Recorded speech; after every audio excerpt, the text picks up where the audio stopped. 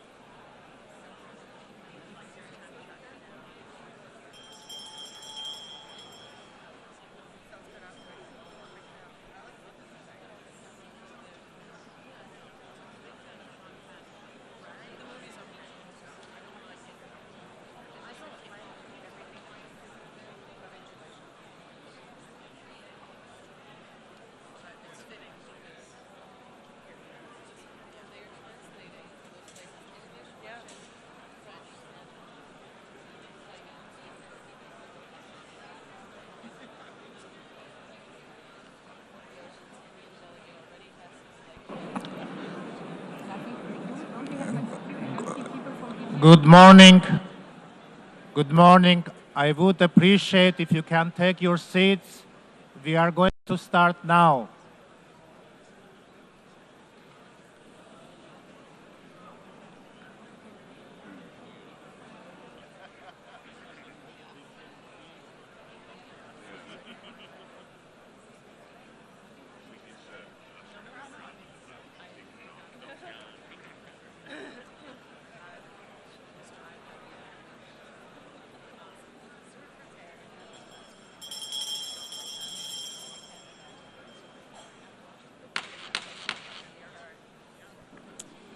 Good morning, everybody, and please have a seat. If I could ask for everybody's attention and finding a seat. I call to order the high-level plenary meeting to commemorate the 80th anniversary of the establishment of the United Nations. I would kindly ask all delegations to take a seat and keep silent. On the left side of the room, could you please, also on the blue seats, on the left side, please take a seat. I call to order the high-level plenary meeting to commemorate the 80th anniversary of the establishment of the United Nations. I would like to warmly welcome all of you to this milestone anniversary of our United Nations. Now, when everybody has found a seat, and in respect to the performance we are hearing right now, I now invite the artists to take their position on the stage. I would like to welcome the Met Chorus artists, accompanied by pianist Mr. Howard Watkins, together with the Sing for Hope youth choirs, under the direction of Mr. Tillman Michael. They will be performing this morning the commemoration of the 80th anniversary of the establishment of the United Nations. I now invite delegations to sit down, enjoy and listen to the musical performance.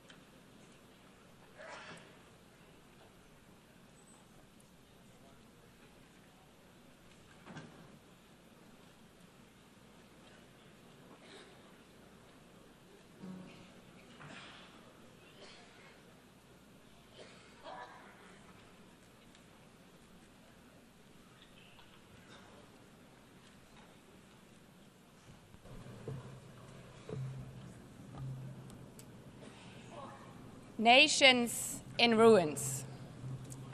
More than 70 million dead. 2 world wars in a single generation. The unspeakable horrors of the Holocaust. And 72 territories still under colonialism. This was our world 80 years ago. A desperate world, grasping for any sign of hope. Courageous leaders gave that hope through our Charter of the United Nations. When signed on 26 June 1945, it was more than yet another empty political declaration. It was a promise from leaders to their people and from nations to one another that humanity had learned from its darkest chapters. It was a pledge not to deliver us to heaven, but to never again be dragged into hell by the forces of hatred and unchecked ambition.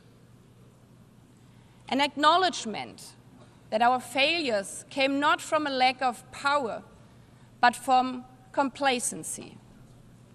And the strong belief that our world could be better, that we could be better together.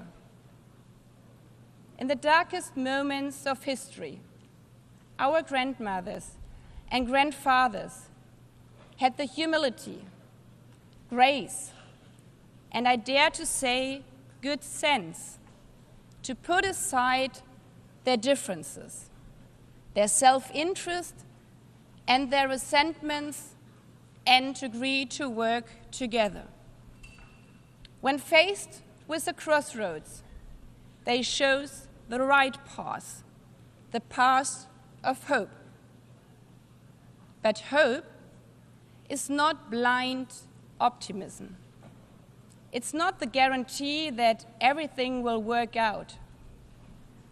It's a deep belief that we are doing the right thing, regardless of whether we succeed.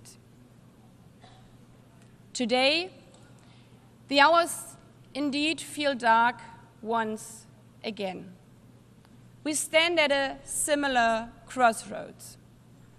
We see children without parents searching for food in the ruins of Gaza, the ongoing war in Ukraine, sexual violence in Sudan, gangs terrorizing people in Haiti, unfiltered hatred online, and floods and droughts all over the world.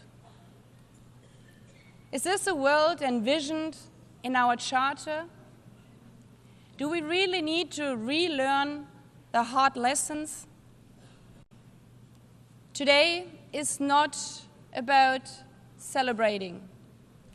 It's about remembering those hard lessons and drawing on the courage to once again agree, to find hope instead of resignation, to find the spirit from 80 years ago once again, to choose the right path, not because of any guarantee, but because of the conviction that it's the right thing to do.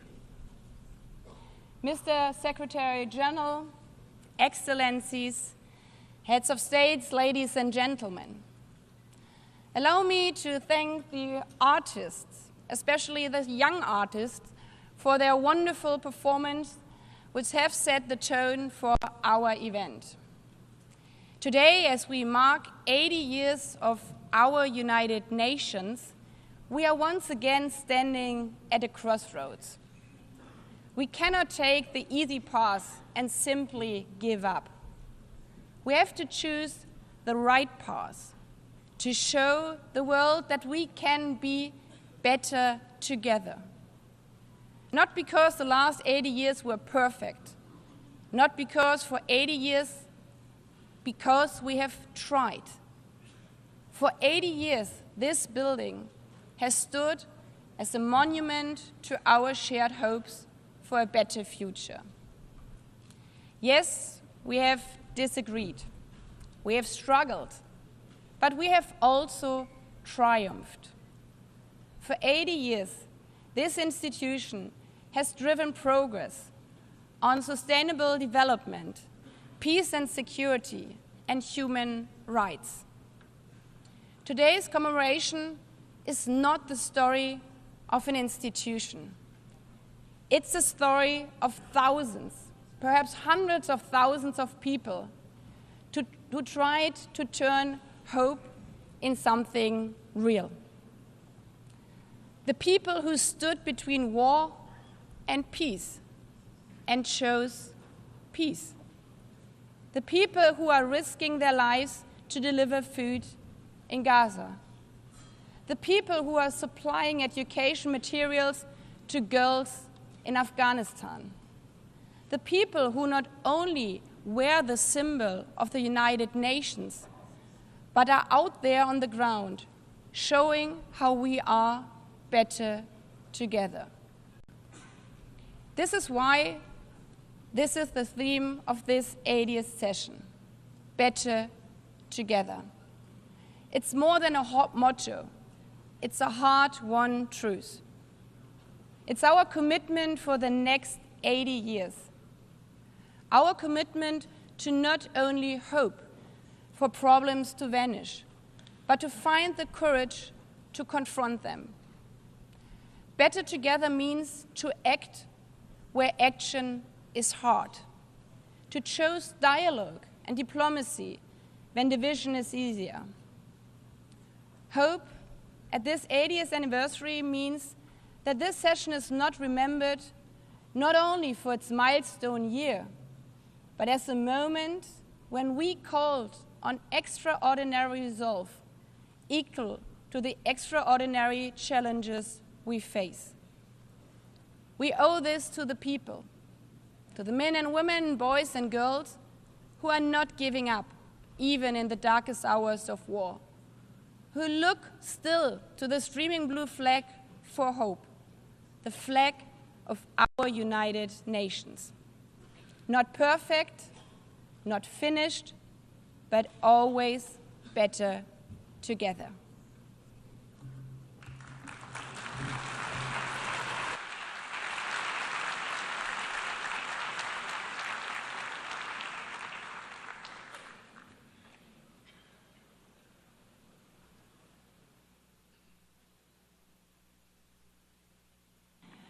I now invite delegations to view a short film on the occasion of the 80th anniversary of the establishment of the United Nations entitled Better Together.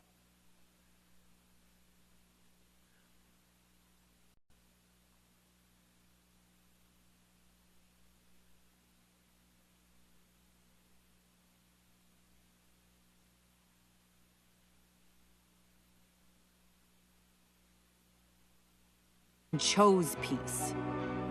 People who said, dignity cannot be broken. People who carried food on their backs, who rebuilt schools, who gave shelter to strangers.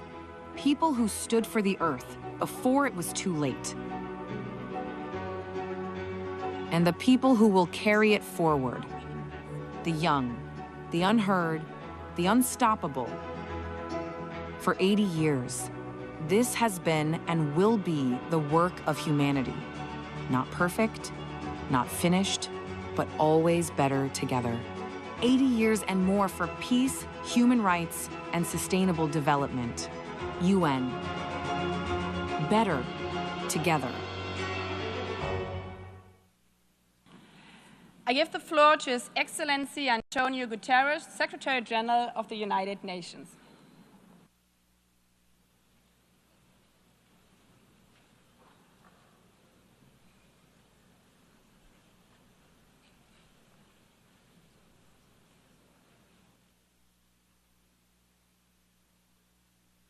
Madam President of the General Assembly, Excellencies, ladies and gentlemen. As we mark the 80th anniversary of the United Nations, I invite you to return for a moment to our earliest days. When the organization first opened its doors, many of its staff bore visible wounds from war, a limp, a scar, a burn. One of them was Major Brian Urquhart, the second person to be hired by the UN. A British soldier during the Second World War. He had been blown up on a ship in the Channel, witnessed the liberation of the Bergen-Belsen concentration camp, and carried for the rest of his life the limp from a parachute that failed to open. He was not alone. A clerk might quietly mention a bullet wound. A delegate, the shard of shrapnel still lodged in its chest. They had seen the worst of humanity, the horrors of the death camps, the cruelty of combat, cities entirely wiped out. And it was precisely because of what they had witnessed that they chose to serve peace. Excellencies, there is a persistent myth that peace is naive, that justice is sentimental, that the only real politics is the politics of power and self-interest. But those early staff were not idealists untouched by reality. They had seen war and they knew. Peace is the most courageous, the most practical, the most necessary pursuit of all. And in building the United Nations, they created something extraordinary, a place where all nations, large and small, could come together to solve problems that no country can solve alone. And yet, at this moment, the principles of the United Nations are under assault as never before. As we meet, civilians are targeted and international law trampled in Gaza, the Ukraine, Sudan, and beyond. As we meet, poverty and hunger are on the rise as progress on the Sustainable Development Goals falters. As we meet, the planet burns with fires, floods, and record heat raging through climate chaos. And at the same time, we are moving towards a multipolar world, but without strong multilateral institutions, multipolarity has its risks, as Europe learned in the First World War. To meet these challenges, we must not only defend the United Nations, we must strengthen it. And that is the purpose of Agenda 2030, the Pact for the Future, and the UN80 initiative, to renew the foundations of international cooperation and to ensure that we can deliver for people everywhere. Excellences, au fil des années, notre organisation a ouvert la voie à certains des plus grands triomphes de l'humanité. L'éradication de la variole, la régénération de la couche d'ozone, et par-dessus tout, la prévention d'une troisième guerre mondiale. Les défis des 80 prochaines années seront à la fois familiers et inédits. La lutte contre la guerre et la pauvreté se poursuivra. Mais il faudra également faire face au chaos climatique, aux technologies incontrôlées, à la militarisation de l'espace et à des crises encore inimaginables. Pour relever ces défis, souvenons-nous que nos fondateurs savaient déjà. La seule voie possible, c'est celle de l'unité. Soyons à l'auteur de ce moment avec lucidité, courage et conviction et réalisons la promesse de la paix. Je vous remercie.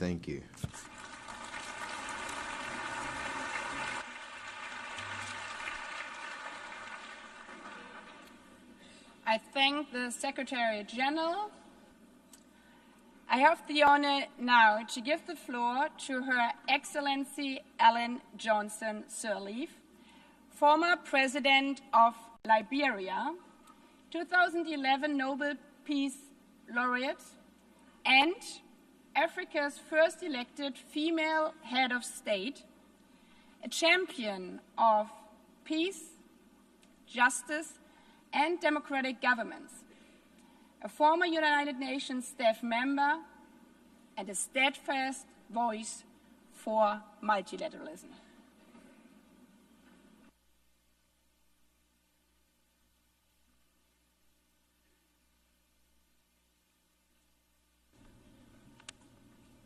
Excellencies, Madam President of the General Assembly,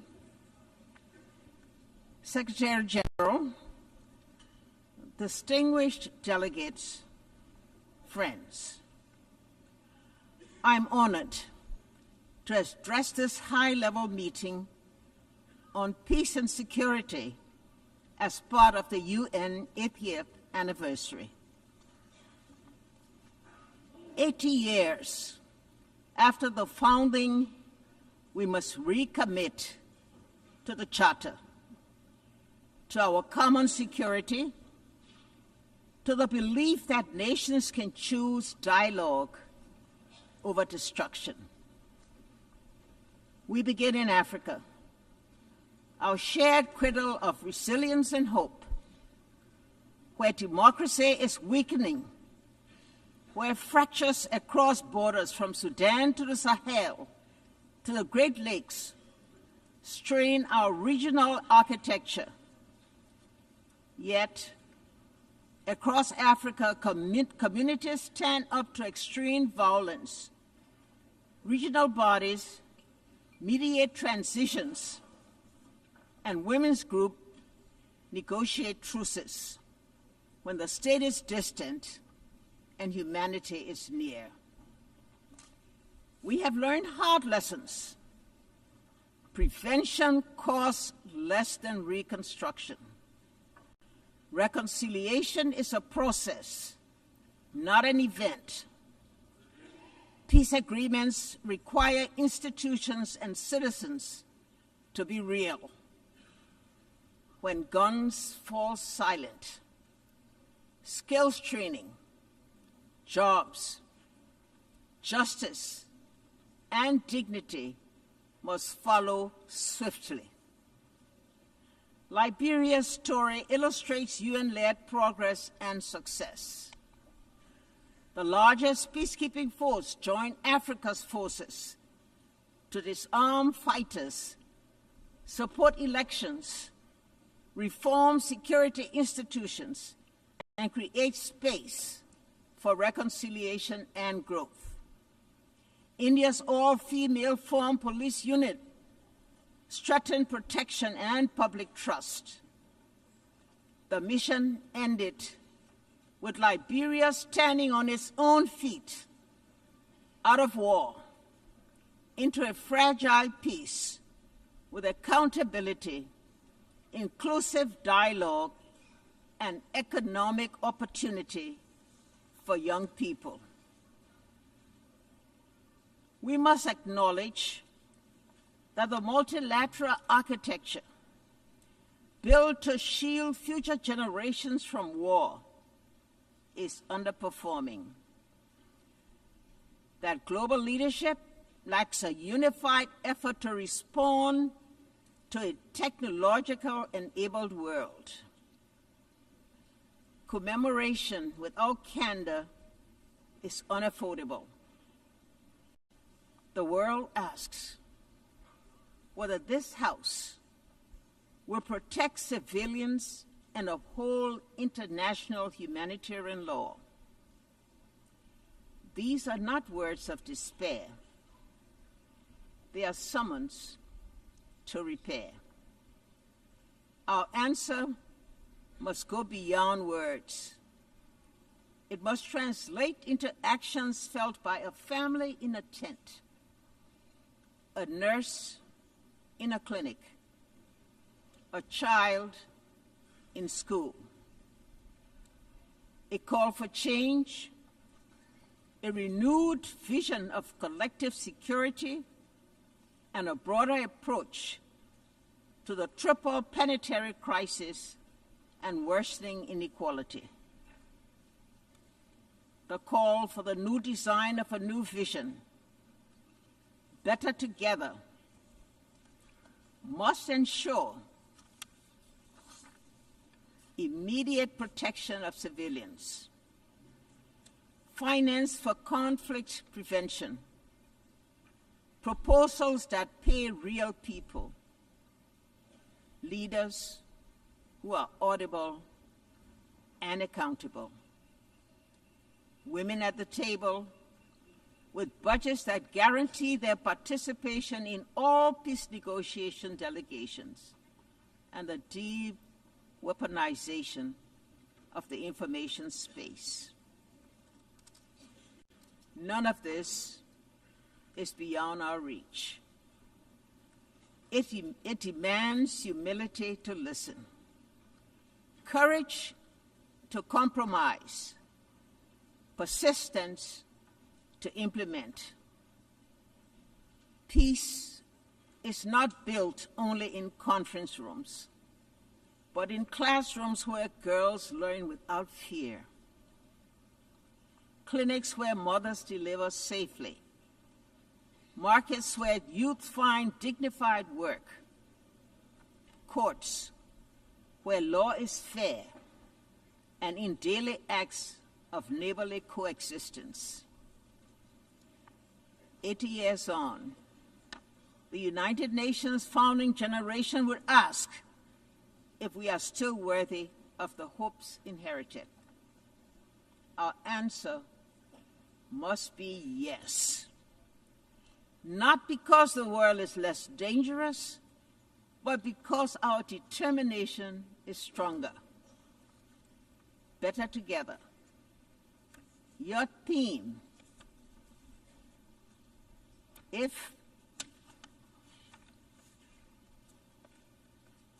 better together, your theme, it must be a strategy. Regional bodies and the UN working together. Civil society and governments co-designing solutions. Women and men sharing power equally. Truth and reconciliation traveling the same road. Let us leave this anniversary with concrete commitments, funded priorities, and a timetable for action. Show those in shelters, standing in the bread lines, and awaiting news of loved ones that the United Nations, as it celebrates its 80th year, remains a place of peace, a place of refuge, a place of unity, and a place of hope. I thank you.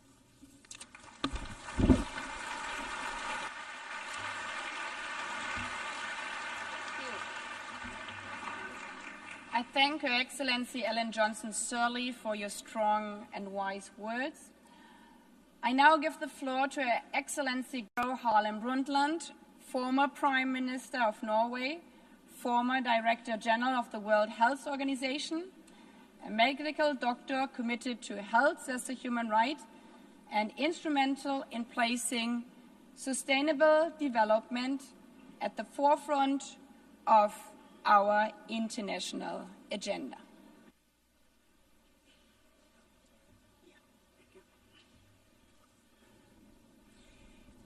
Madam President,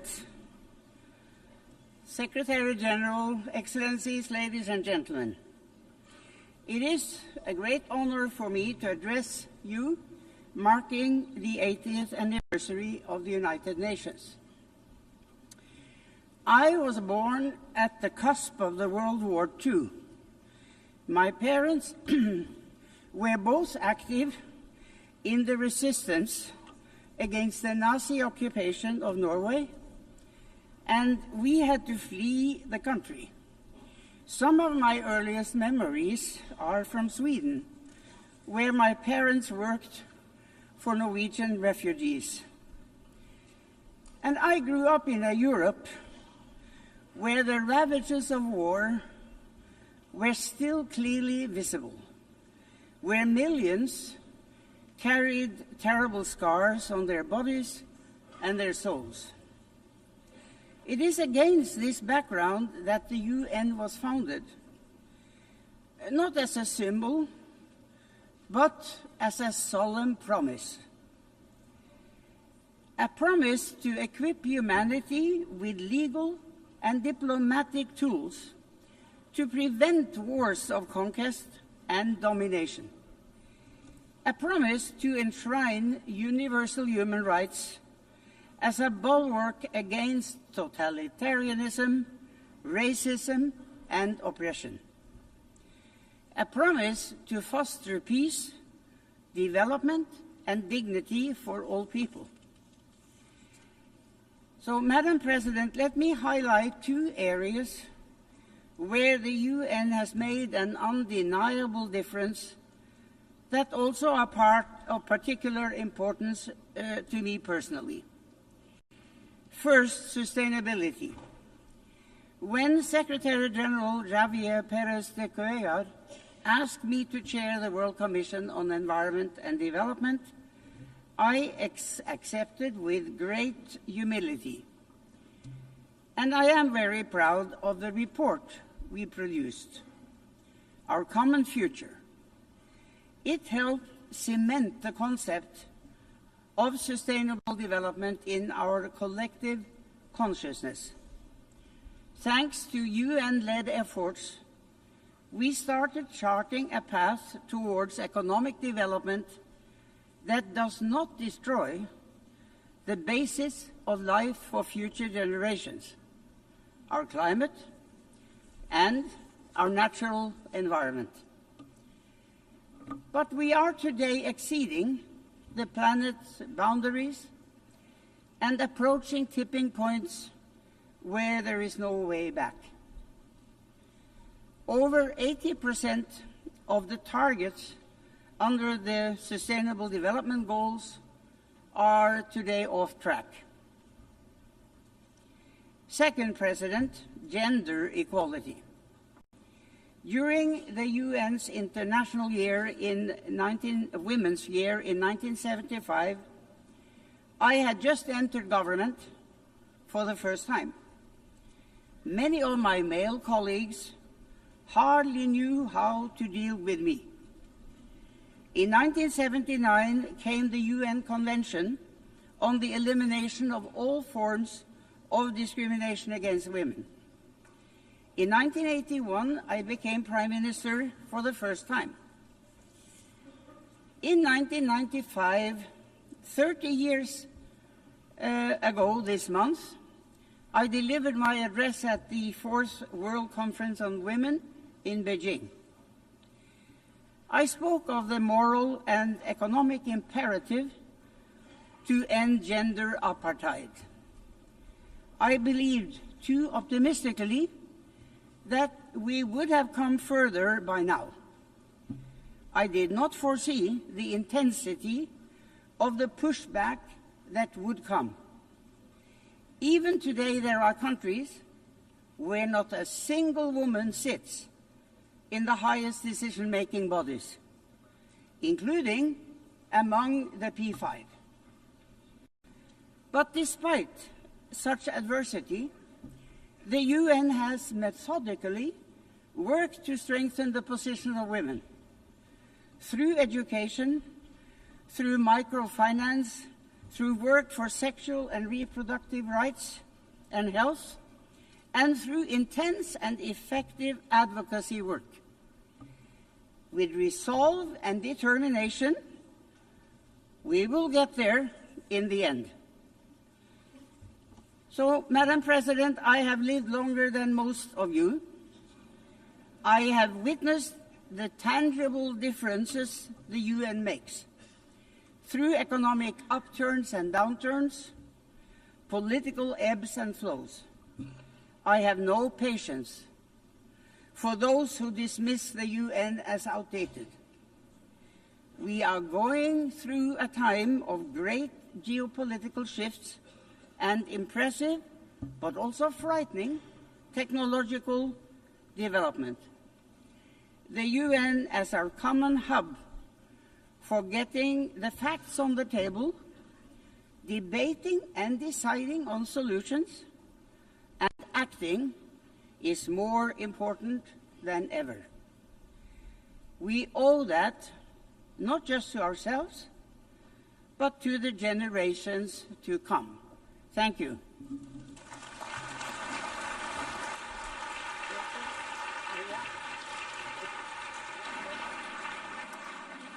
I thank Her Excellency Gro Harlem Brundtland for her blunt and powerful words.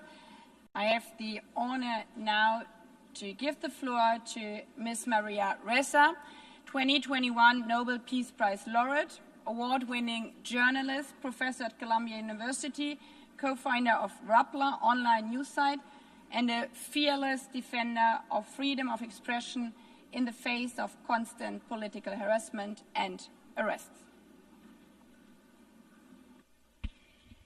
President Baerbock, Secretary General Guterres, distinguished delegates, ladies and gentlemen. I'm normally chasing you here, and here I am. It's actually a very interesting place. Look, 80 years ago, this institution was born to prevent humanity from destroying itself.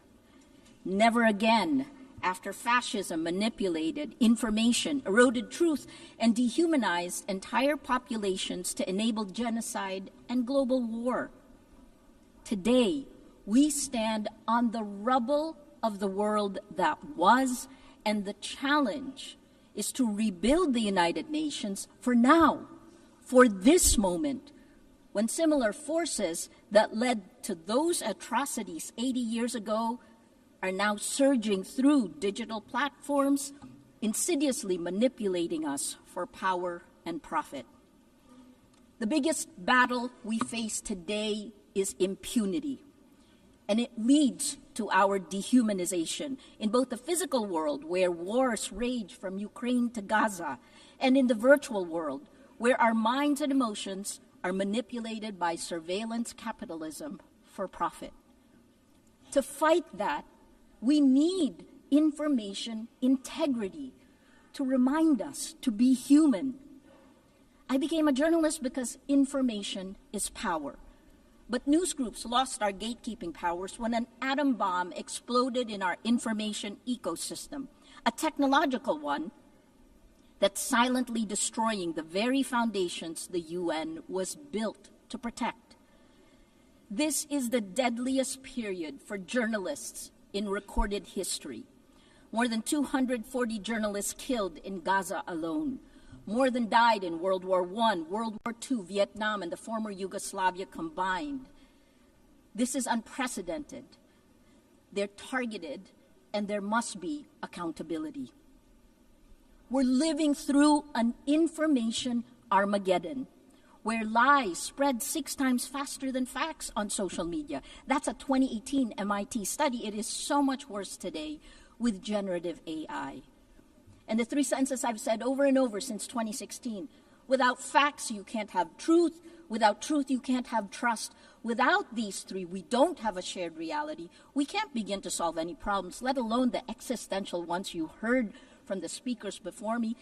We cannot have journalism, we cannot have electoral integrity, we cannot have democracy.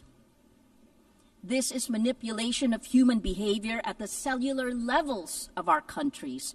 Algorithms reward outrage over empathy, spreading fear, anger, and hate, pumping us full of toxic sludge. Regulating technology isn't a free speech issue, it's about public safety. Because, as has been proven time and time again, online violence is real-world violence.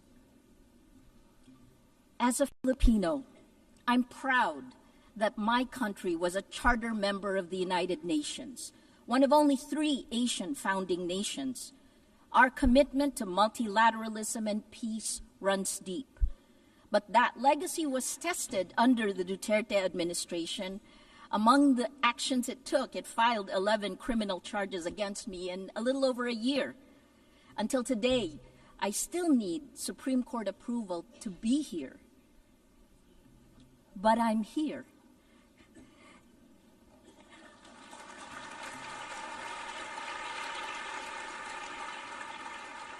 And my former president, well, he was arrested in March for alleged crimes against humanity and is detained at The Hague waiting for trial.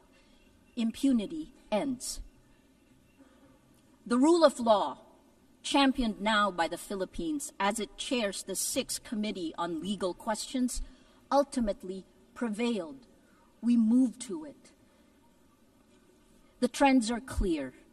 We are electing illiberal leaders democratically. As of March this year, VDEM said that 72% of the world is now under authoritarian rule. So we turn to you at the UN.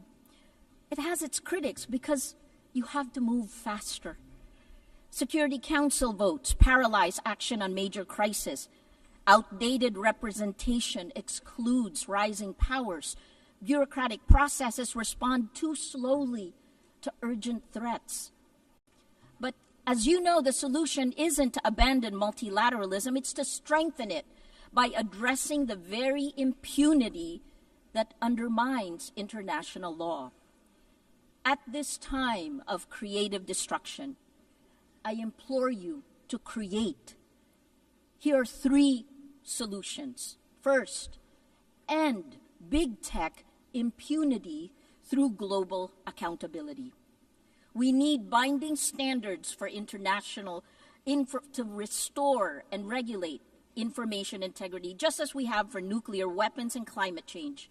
There are 2 new initiatives, first from the Vatican, created last weekend with His Holiness Pope Leo XIV, a declaration demanding artificial intelligence remain under human control with clear accountability mechanisms.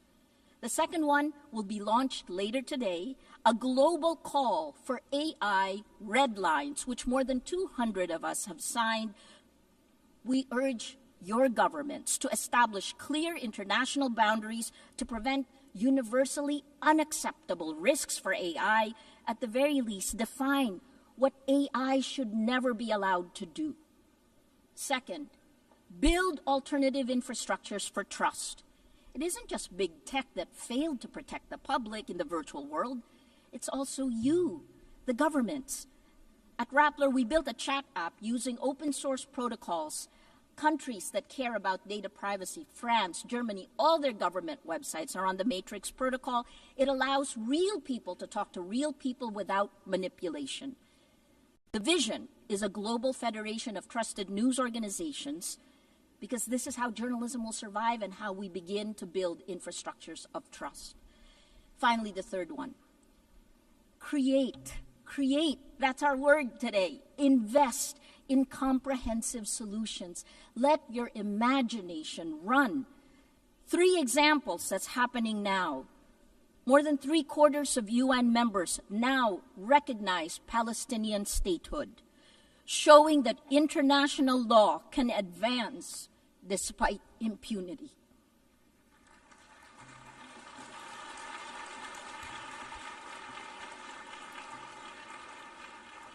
On gender, the Nobel Women's Initiative have pointed out, demonstrated that in nearly every conflict around the world, women are leading efforts for peace, defying displacement, patriarchy, gender apartheid, and militarized violence every day.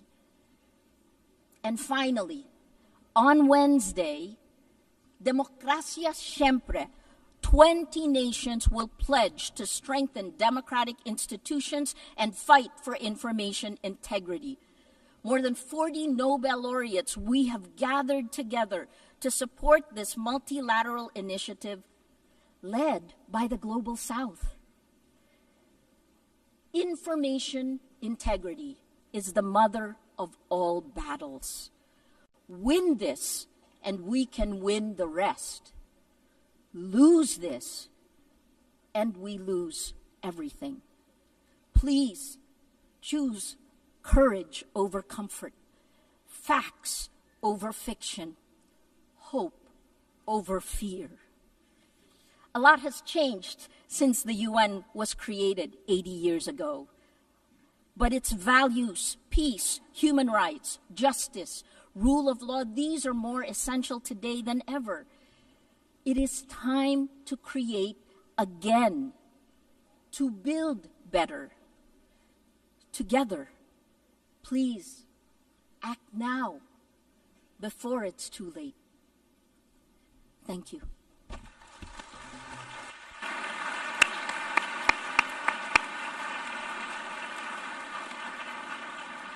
I thank Maria Ressa also for her very powerful words.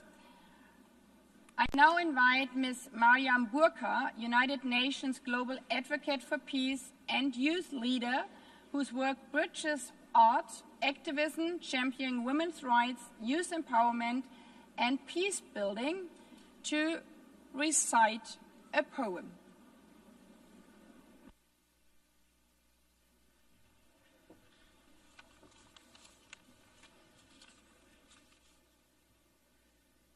The President, Secretary General, distinguished delegates, excellencies, good morning.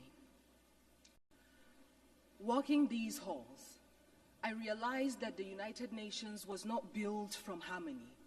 It grew out of the ashes of war and the grief watered by the collective memory of what happens when dialogue and cooperation fails. Its foundation is not peace achieved, but peace pursued, fragile, imperfect, necessary, not just worth fighting for, but requiring a fight. And today, 80 years on, we gather to honor what has been achieved. Nations rebuilt, walls of division lowered, millions lifted by the shared will. But these are victories worth remembering, but the story is unfinished. The cracks in the foundation calls us to repair, to act, not to retreat. Our world bleeds before our eyes. Children in conflict zones, nations silenced by hunger and war. And it begs the question, are we witnessing the collapse of conscience in real time? Because behind every pact, there are people. Behind every statistic, there is a story. And behind every commitment that we sign, there are lives depending on whether we honor our words or not. And so this is not the time to feel powerless, because yes, hope and despair can coexist in the same breath, because healing is not linear. The United Nations is not a monument, it is a mirror, and it reflects what we have dared to imagine 80 years ago, and today, here, it asks, will we dare again? Will we dare to work better together? Because if the past proves that we can build peace from ashes, then the present demands that we build it again, louder, braver, together. I speak as a global peace advocate, not because peace is easy, but because silence is complicity, and so I will not be silent. You know, I used to think that peace was a place, a final destination we arrive at after all wars have ended. But I have come to understand that peace is not a line that we cross. It is a choice that we make over and over and over again, especially when it is the hardest, especially when it feels far away. Peace is not a silence we force into people's mouths. It is not the absence of war, but the presence of understanding. Peace is a child learning to sleep again without flinching at the wind. It is a mother not having to choose between bread and dignity. It is a father not having to swallow his voice to feel like a man. Peace is messy, like forgiveness. It does not arrive in parade floats. Sometimes it comes crawling through broken windows when we finally agree that being right is not better than being whole. Peace is not found, it is built, brick by brutal brick, by hands that once knew how to fight, now choose to hold instead. There was a time when we measured strength by how long we could hold a grudge. But today, let us measure strength by how long we could hold space for someone else's truth. Because there was a me and a you before there was ever an us. And if us is broken, then peace is what lets us lay down the shards without aiming at each other's throats. Peace is the poem you write after the war in your chest has finally run out of ink. It is the moment you return to your body and find yourself still standing. Peace is not easy, And so let us not forget the ones who have carried peace quietly through the fire. The women whose hands mend what war has torn, who rebuild homes from memory, raise children between checkpoints, hold their families like nations, because peace has always known the name of a woman, carried through the way that she chooses courage over collapse again and again. And so today I speak peace into the bones of this world, into the rubble, into the rage, into the ruins.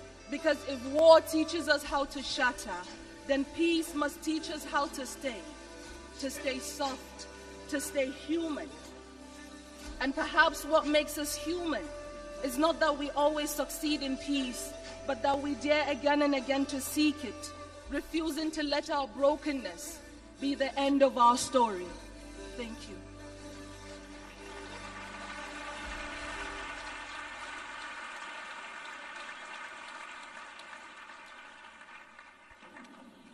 I thank Ms. Burkhan, and as we conclude and after listening to this beautiful poem, let me emphasize again, peace is only a word and better together is only a slogan until we embrace it.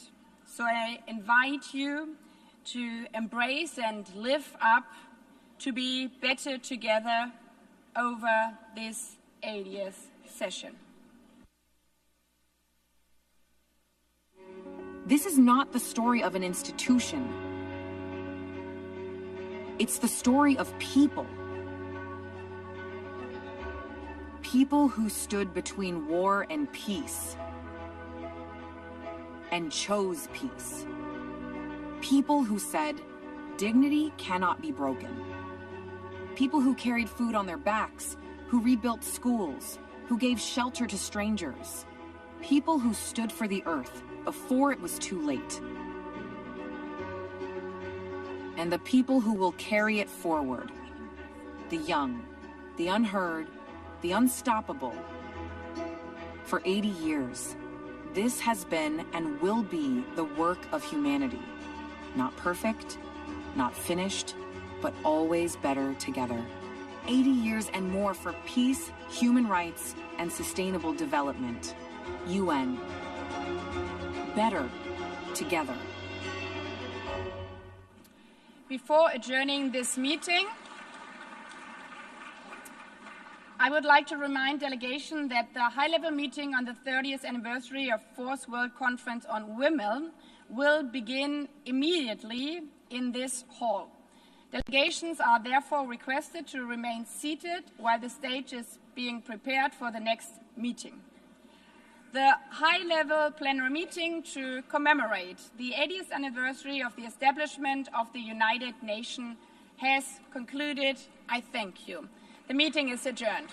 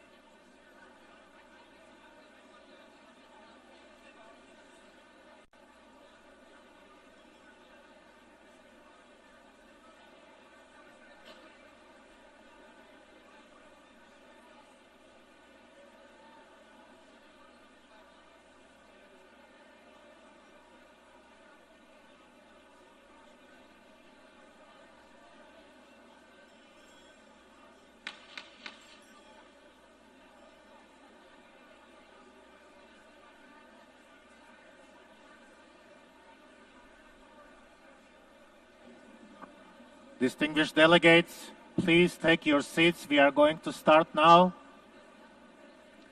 Please take your seats.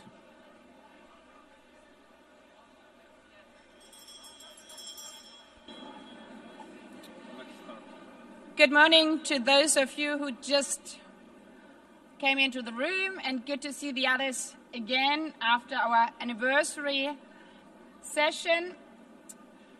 The high-level meeting of the General Assembly on the 30th anniversary of the First World Conference on Women is called to order.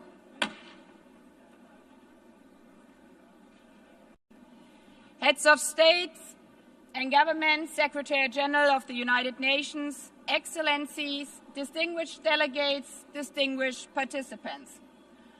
I warmly welcome all of you to this high-level meeting convened to mark the 30th anniversary of the Fourth World Conference on Women and to renew our resolve to fully implement the Beijing Declaration and Platform for Action.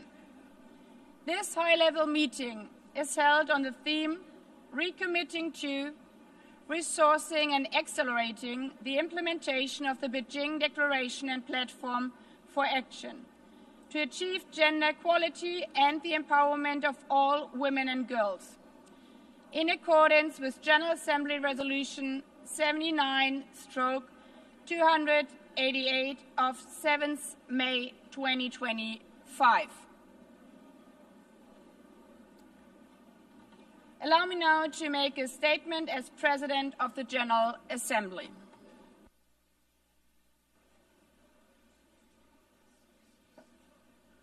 Please take your seats, distinguished delegates.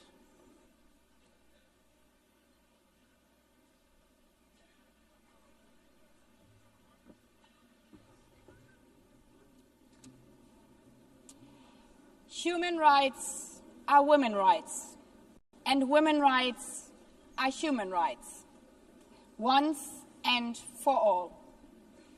When these famous words were spoken by Hillary Clinton 30 years ago in Beijing, they were revolutionary.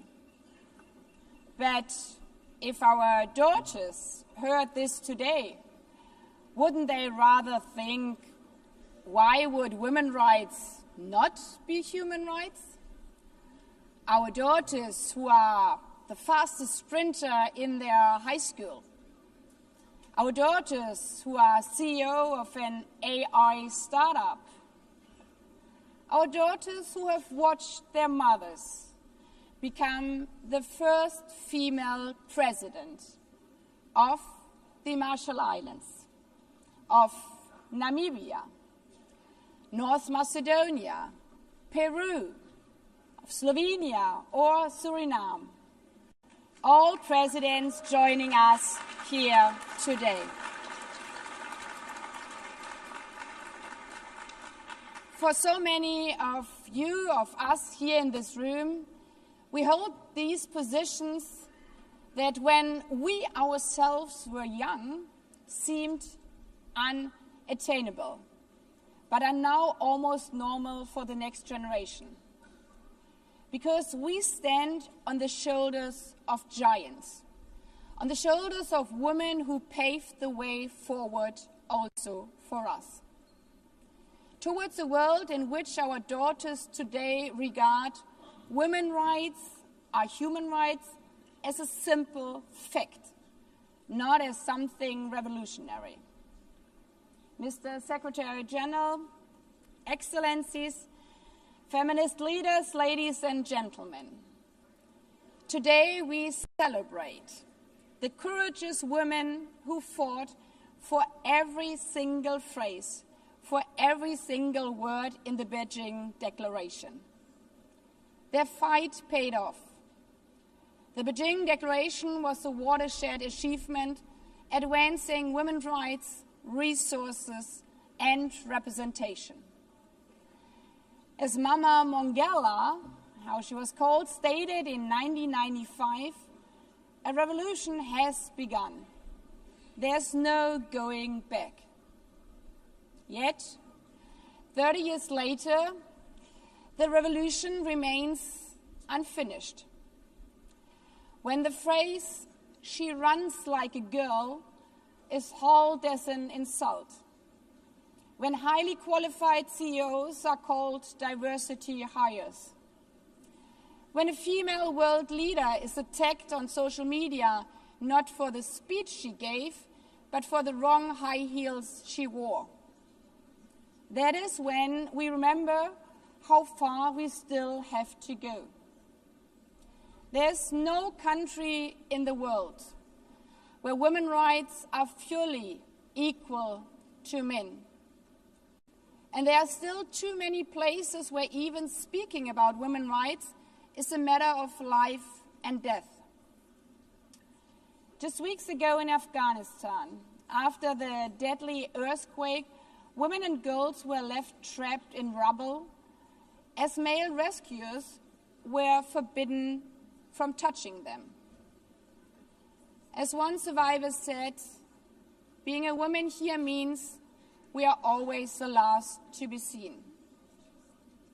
We see this also in Sudan, where the brutal civil war between two generals is literally being fought over women's bodies.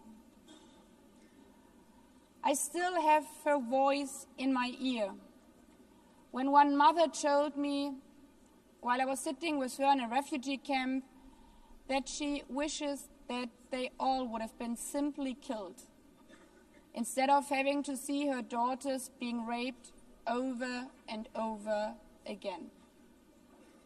This year alone, demand for life-saving post-rape support in Sudan increased almost 4 times.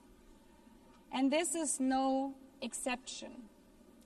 1 in 3 women globally will experience sexual violence at some point in her lifetime. 1 out of 3. This is us. And these battles extend to family planning. UNFPA estimates that today a quarter of women are unable to make decisions about their own health care, and roughly half of all pregnancies are unintended. Delivering on Beijing, on this revolution, means also that no male politician, judge, or religious leader should dare to tell our girls what to do with their bodies, because they are human beings, not property. It's our. In this regard, I'm honored we are joined by our first guest speaker, Cecilia Suarez, who is using her platform to speak out against this scourge in Latin America and the Caribbean, affecting as many as 76% of women in the region. But even in the darkest hours, women are not victims. They are survivors. They are heroes. And it's an extreme honor that we will also hear from our guest speaker, Nadia Murad, Nobel laureate, a hero who not only survived the unthinkable crimes of ISIS, but gave Yazidi women a voice and by that defeated a terrorist organization. Women like Nadia Murad remind us that women's rights are not only human rights, but human rights are the best weapon for peace. Excluding women peace builders doesn't just reduce the possibility of peace, it undermines its very foundation and longevity. Therefore, we are celebrating today not only Beijing, but also 25 years of Resolution 1325 on women, peace, and security. Excellencies, Beijing and Resolution 1325 promised not only rights, but also resources. And there, the revolution has barely begun. At the current rate, reaching economic equality will take 123 years. But women's economic empowerment is not just about doing a favor for women, but a favor for every society, every economy. As they say, it's economics, stupid. Closing the gender gap would increase global GDP by $7 trillion US. Which brings us to the third R, representation. We all know that when women are at the table, companies perform better, peace treaties last longer, and governments deliver more. Their presence is power. Yet, in this hall of principles, last year, fewer than 10% of speakers during High-Level Week were women. And out of all 80 presidents of the General Assembly, I'm only the 5th woman. Not even speaking about the Secretary General, where in 80 years we have never had a female SG. This is not just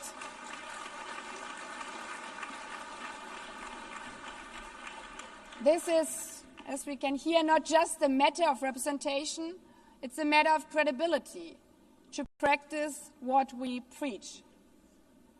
But it's not only who is leading, it is how we lead. Leadership means collaboration. The theme of this 80th session overall is better together. A motto which also guided Beijing, where so many women came together in networks like Femnet, led by Memory Kachamba, a guest speaker here also today. Ladies and gentlemen, today we celebrate this spirit of better together and the courage of the women who paved the path to Beijing and beyond. But tomorrow we go back to work. As female presidents, as male presidents, as Olympic sprinters, as CEOs, as ordinary mothers and daughters. And just in case, while finishing the revolution from Beijing, we might hear that contemptuous phrase, "you run like a girl," we should remember what little girls all around the world would do.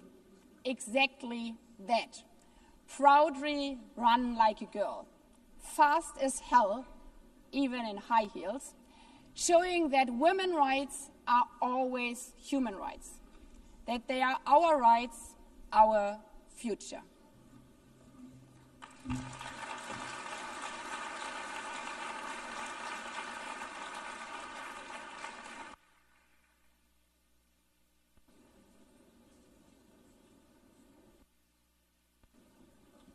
I now invite the Secretary General of the United Nations, His Excellency Antonio Guterres, to make a statement.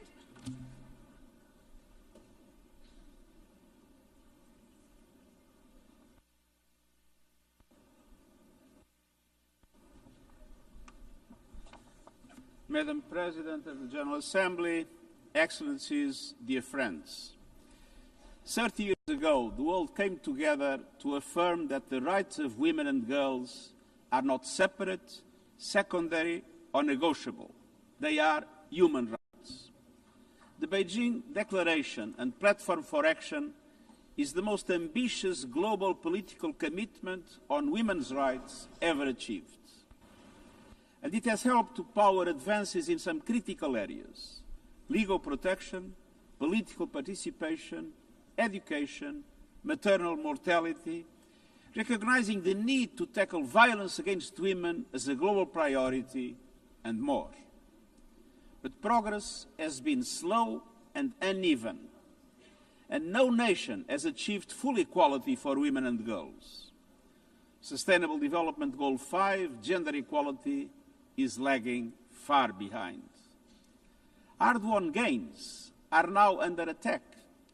Meanwhile, conflicts and climate disasters are multiplying, and the human rights of women and girls are casualties of both.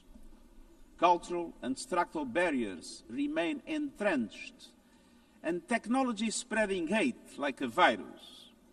A wave of misogyny is rolling across the world.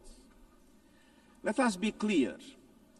Equal rights and opportunities are not partisan issues. They are global imperatives and the foundation of peace, prosperity, and progress. Excellencies, dear friends, in every region, every country, every community, women and girls are fighting for their rights, demanding freedoms, combating abusive practices, rallying for legal protections, and organizing to take their rightful place at the table in decision-making and peace processes. And the United Nations stands with them. All leaders should do the same, by speaking out for the rights of women and girls, by making clear that tradition cannot excuse oppression, and by doing everything possible to realize the vision of the Beijing Declaration. Excellencies, dear friends, early this year, countries took an important step forward. The Commission on the Status of Women adopted a new political declaration committing to implement the Beijing Declaration and Platform for Action fast and in full. So now all countries must live up to that responsibility. We need strong, visible support at the highest levels and concrete plans backed by real investment to support women's organizations, services and solutions, to deliver the Beijing Plus 30 action agenda, to advance socio-economic empowerment, to defend women's rights, and to confront a challenge that was barely imagined 3 decades ago. Artificial intelligence is reshaping our world, but the transformation is unfolding in an industry dominated by men, shaped by biased data, and driven by algorithms that frequently reinforce discrimination. We must confront violence and online hate and ensure that technology serves equality, not exclusion. And that includes a priority in investing in women and girls' education in science, technology, engineering, and mathematics. Because women's participation in decision-making on this issue and every other, it is not a gift, it is a right. It strengthens societies, enriches debate, and boosts equality across the board. We must remove systematic obstacles to equality for women and girls. From discrimination to unequal pay and inequality before the law. We need universal ratification of the Convention on the Elimination of all forms of discrimination against women. Excellences, enfin, nous devons prendre des mesures proactives pour assurer la participation des femmes à la prise de décision à tous les échelons. Ici, aux Nations Unies, grâce à des efforts soutenus, nous avons atteint et maintenu la parité hommes-femmes parmi les cadres dirigeants. And allow me a brief explanation on this. Some think that we had to bend the rules in favor of women to reach parity. Totally wrong. The only thing we did was to guarantee that there was effective equality opportunities for women and men, and that the selection processes had not a misogynous bias. And the result was parity at the level of the high direction of the United Nations. Nous poursuivrons nos efforts pour parvenir à la parité dans l'ensemble de l'organisation, guidée par notre plan d'accélération pour l'égalité des genres. Excellence, il y a 80 ans, la Charte des Nations Unies affirmait l'égalité des droits entre les femmes et les hommes. Il y a 30 ans, la déclaration de Pékin consacrait les droits des femmes comme des droits humains. Aujourd'hui, dans cette enceinte, nous devons entendre comment nous comptons transformer ces ambitions en réalité. Faites entendre vos engagements, présentez vos plans. Ensemble, réalisons l'égalité pour les femmes et les filles, une égalité dont notre monde a tant besoin. Et je vous remercie.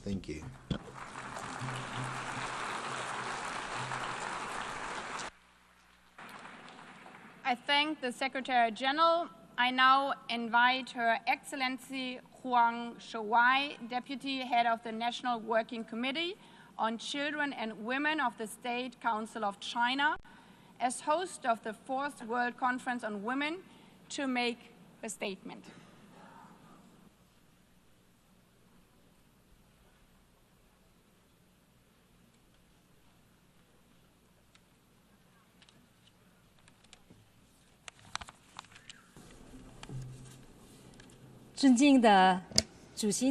Distinguished Madam President, distinguished colleagues, China commends the General Assembly for convening this meeting to mark the 30th anniversary of the Beijing World Conference on Women. Just as what Madam President stated, the Beijing Declaration and Platform for Action for Women has a milestone kind of significance. It is a source of wisdom and strength, and it continues to provide a blueprint for action that continues to guide global efforts towards gender equality. Over the past 3 decades, the World Conference on Women has been a catalyst for tremendous change, from advancing legal reforms to expanding social services, from empowering women to enhancing their participation. Countries have made notable strides toward gender equality. Countless women have undergone profound transformations, moving from silence to voice, from the margins to the center, and from dependence to independence. These achievements testify to the foresight and enduring vitality of the Beijing Declaration and Platform for Action. Gender equality is not only a human right, but also a powerful driver of sustainable development. For the past 30 years, as host of the Beijing Conference on Women, China has honored its commitments through concrete action. Under the leadership of the Chinese Communist Party, China has steadfastly advanced gender equality as a fundamental national policy, implemented 4 successive cycles of the National Program for Women's Development, and built a comprehensive legal framework of more than 100 laws and regulations to safeguard women's rights and interests. With measurable and effective institutional mechanisms, China has significantly strengthened women's empowerment in the fields of economy, health, education, employment, political participation, and social protection, benefiting 690 million women. China's women, with their creativity, continue to hold up half the sky in the nation's progress. China has consistently championed the advancements of women around the world. In partnership with the United Nations, China established the Prize for Girls and Women's Education, with Professor Peng Liyuan, spouse of President Xi Jinping, serving as special envoy. China has trained more than 200,000 female professionals from over 180 countries and regions, and has carried out empowerment projects totaling over $14 million in more than 20 countries. The Global Center for Digital Empowerment of Women, established by China, offers a new platform to help bridge the digital gender divide and to promote women's meaningful participation in AI development. Distinguished Madam President, colleagues, at present, the century's profound transformation is accelerating, and the global governance stands at a critical crossroads. Nearly 10% of women remain trapped in extreme poverty. More than 600 million women lived amid conflict, and violence against women, discrimination, and economic inequality continue developing countries face an annual funding gap of $420 billion for gender equality. These challenges call for urgent, more proactive, and pragmatic action. Chinese President Xi Jinping's proposal for global governance initiative comes at a critical juncture. Advancing gender equality and the full development of women requires strengthened international cooperation, accelerated action, and sustained commitments. At this new starting point, China calls for the following: continued advancement of the equal development of women. Safeguarding women's rights and interests should be elevated as a national priority and embedded as a social norm. The allocation of resources to this end should be increased to ensure women's equal access to opportunities and their full participation. Continued empowerment of women in innovation and development. Quality education for women and girls should be provided. Digital technologies should be harnessed to strengthen their capabilities, support their leadership, and unlock their innovative potential. Continue to promote the shared development of women worldwide. All countries should uphold genuine multilateralism and fully leverage the vital role of the UN, deepen South-South cooperation and North-South dialogue, and expand financial and technical support for developing countries, leaving no woman or girl behind. Distinguished Madam President, dear colleagues, gender equality is not only a matter for women, but a cornerstone of human progress and human civilization. Let us remain true to our original aspirations and mission, continue to translate the blueprint of the Beijing Declaration and Platform for Action into tangible results, and work together to build a community with a shared future for all. I look forward to welcoming you at the Global Summit on Women in Beijing. Thank you.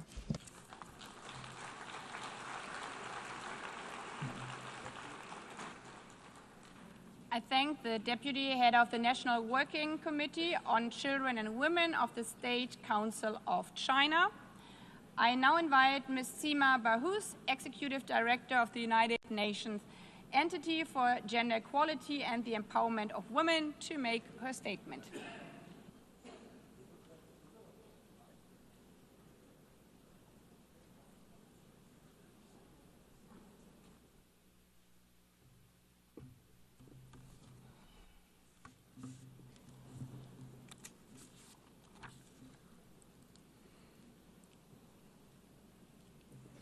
Madam President of the General Assembly, Secretary General, distinguished heads of state and government, Your Majesties, ministers, excellencies.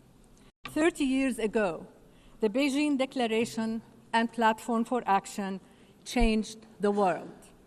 It brought the UN Charter's principles and promises to life for women and girls: human rights, dignity, equality. To this day, the Beijing Declaration remains the most visionary, groundbreaking, and far-reaching global agenda for gender equality and women's rights. And it has delivered. Today, girls are far more likely to finish school than any other moment in history. Maternal deaths have nearly halved. The number of women in parliament has more than doubled. And nearly every country has laws to end violence against women and girls.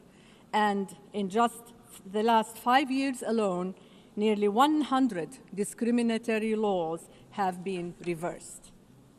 Every step forward was hard-won by feminist movements, by governments, by the multilateral system.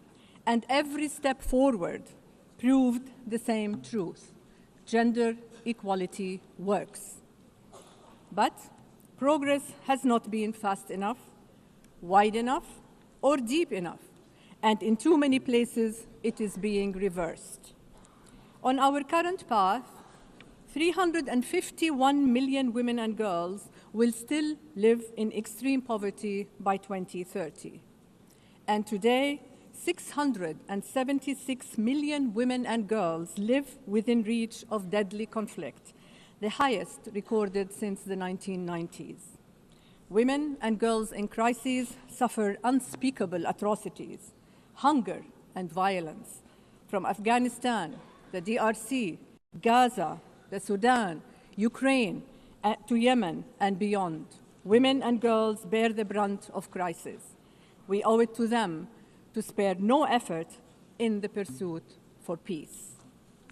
Excellencies, the very systems built to advance and fund gender equality are being hollowed out quietly but deliberately. This is not just regression, it is retreat. But the future is not fixed. Another path is still possible. Excellencies, as we commemorate 80 years of the United Nations and 30 years since the Beijing Declaration, 2025 must be our turning point. This is why, in this pivotal year, we asked governments to recommit with bold, measurable actions across a roadmap of 6 priority areas. And you answered. 108 governments have stepped forward with 196 national actions on the Beijing Plus 30 action agenda. You are investing in care systems, strengthening gender data, and funding women peace builders on the front lines. You are putting power, protection, and possibility in the hands of women and girls. You are harnessing technology and innovation to advance, not hinder, equality. And you are enacting laws to protect women and girls from violence. Your actions reflect partnerships with feminist movements who have carried this agenda through times of backlash and breakthrough alike. Importantly, your actions prioritize the leadership and voice of adolescent girls and women. These actions form a map of the possible, and we know what that possible can deliver when we come together.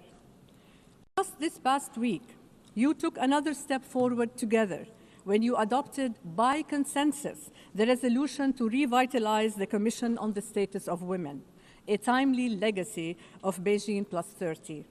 I applaud you for this. This is multilateralism at its best. Excellencies, your words today must be matched by courage tomorrow. In the policies you pass, in the budgets you allocate, and the change you drive together with and for women.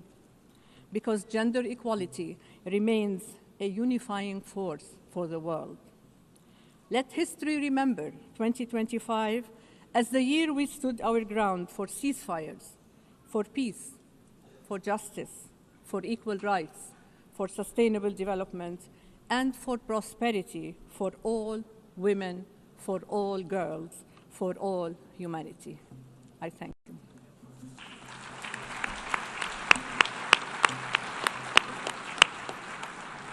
I thank the Executive Director of the United Nations Entity for Gender Equality and the Empowerment of Women. I now invite Ms. Dean Keita, Executive Director of the United Nations Population Fund, to make her statement.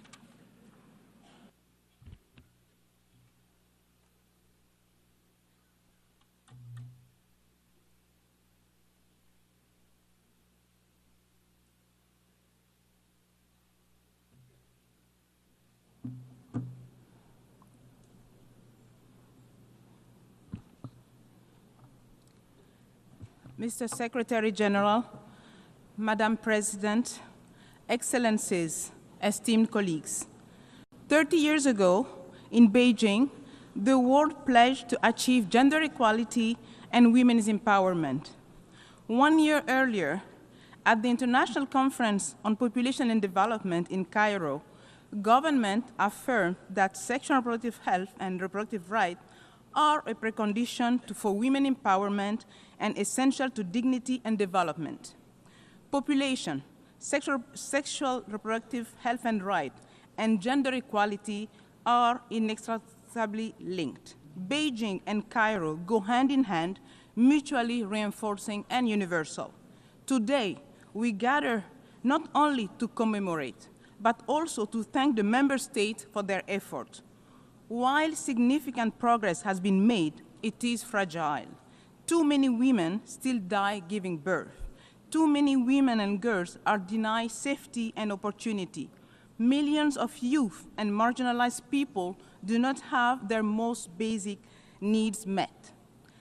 And new threats are rising: climate change, increasing conflict, digital world where technology, including artificial intelligence, can be fabulous opportunities when used properly, instead of being weaponized against women and girls.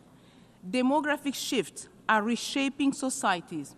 Rapid population growth in some regions, aging in others, rising migration, systems are strained, inequalities deepen, reproductive rights come under threat.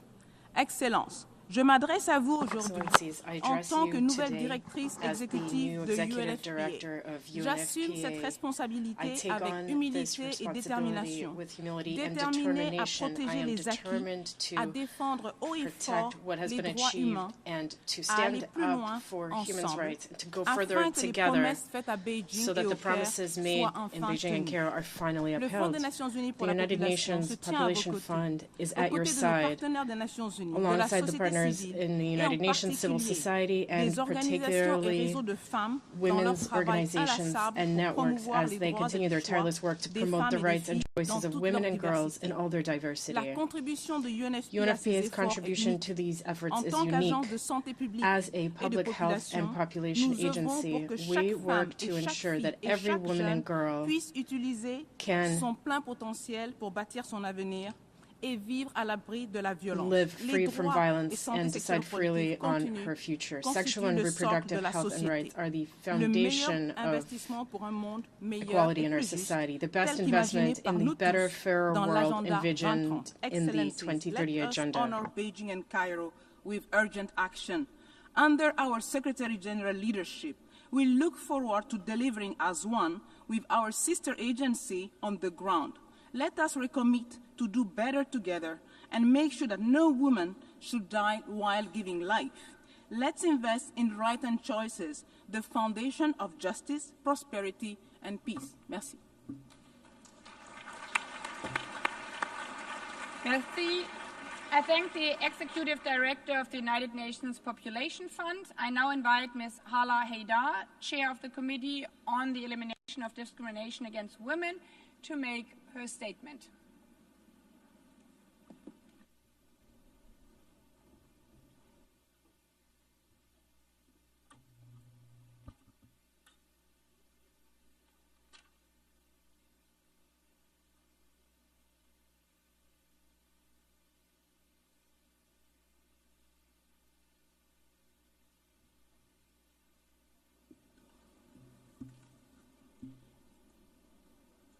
Madam President of the GA, Mr. Secretary General, Excellencies, ladies and gentlemen.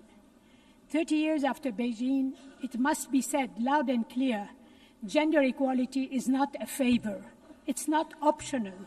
It is justice, peace, and progress for all humanity.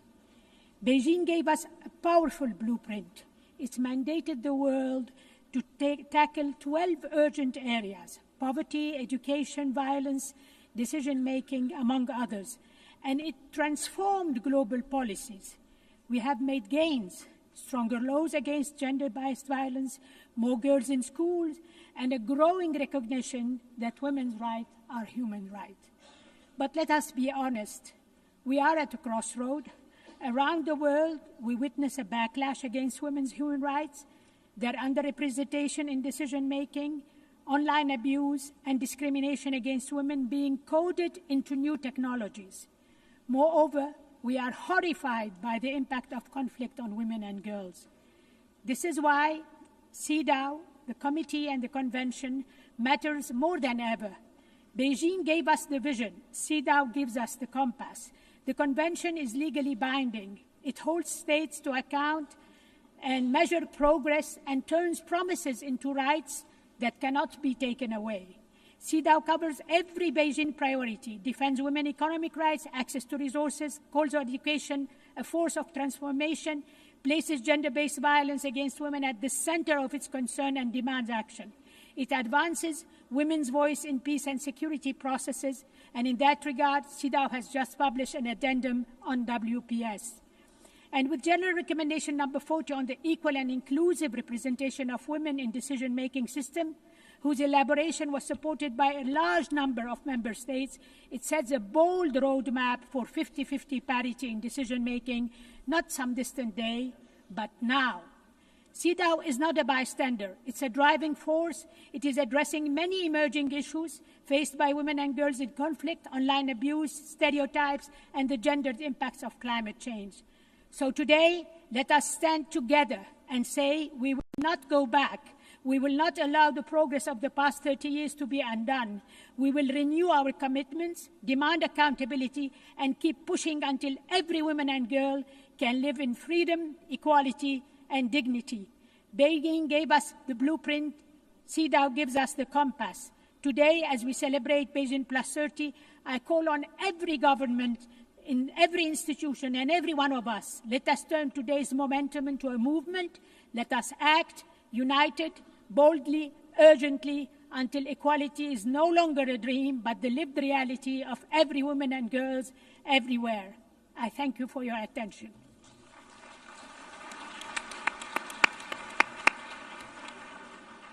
I thank the chair of the Committee on the Elimination of Discrimination Against Women. I now invite Ms. Claudia Flores, chair of the Working Group on Discrimination Against Women and Girls, to make a statement.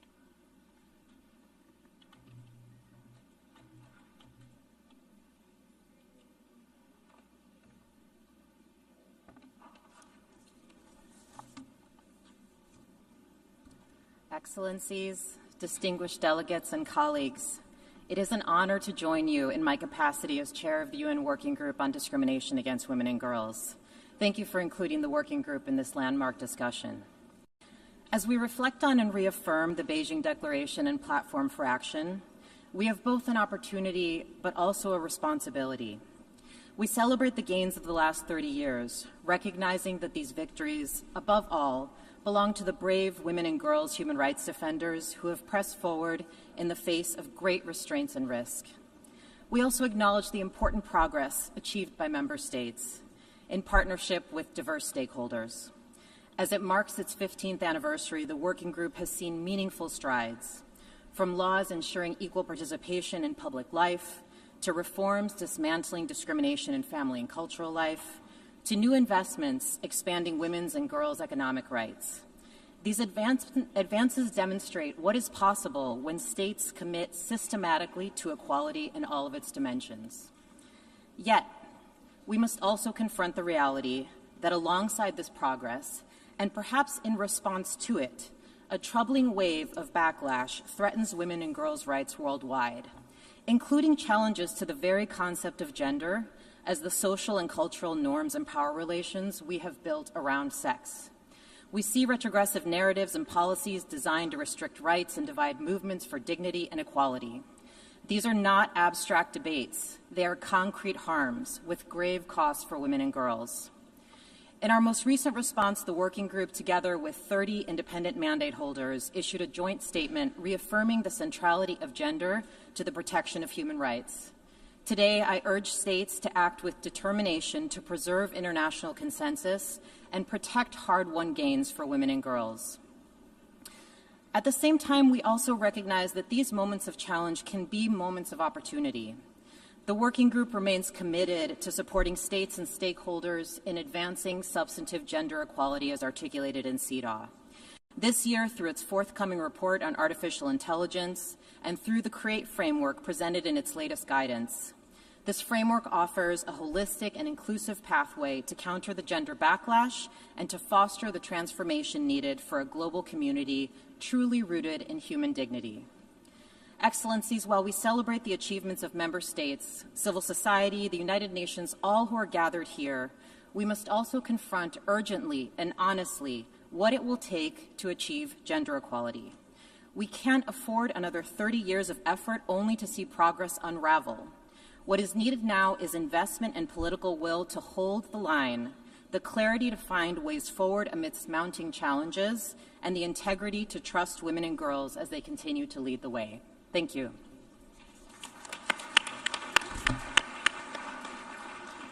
I thank the chair of the Working Group on Discrimination Against Women and Girls.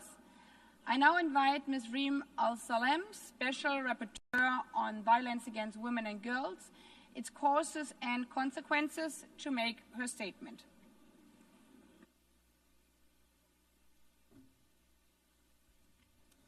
Madam President of the General Assembly, Mr. Secretary General, Excellencies. 30 years ago, the Beijing Declaration and Platform of Action, the BDPA, gave the world a visionary blueprint that recognized the structural, societal, and individual causes of violence against women and their consequences. Today, as we commemorate its anniversary, we must recommit to its promise with honesty and courage. That starts with returning to the original intent of the BDPA, not diluted, not reinterpreted, and to implementing it comprehensively and not superficially. Let me highlight 6 commitments that are especially urgent and pertinent today. First, we must reaffirm women's inherent dignity and humanity. The BDPA mentions dignity 7 times and humanity 5 times, reminding us that women are not a subset, but are half of humanity. Yet today, those words have vanished from our policy language as though women's most basic worth and rights could be set aside. If we lose the language of dignity and humanity, we lose the foundation of equality. Second, we must reclaim the material reality of being female. The BDPA references the term sex or a derivative of it 176 times, recalling that all major human rights instruments prohibit discrimination on that basis. And yet, 3 decades later, the architects of the BDPA would be in disbelief to learn that stating this truth is branded by some as hateful, outdated, and regressive. Third, we must confront the rampant commodification and objectification of women and girls. Their bodies, their sexuality, and even reproductive functions have been turned into products for the sale and purchase, creating patriarchal entitlements and control, both online and offline. The BDPA was gravely and rightly concerned with this exploitation, particularly of prostitution and trafficking for sexual exploitation, and urged states to prosecute those who profit from it. Today, we must finally heed that call.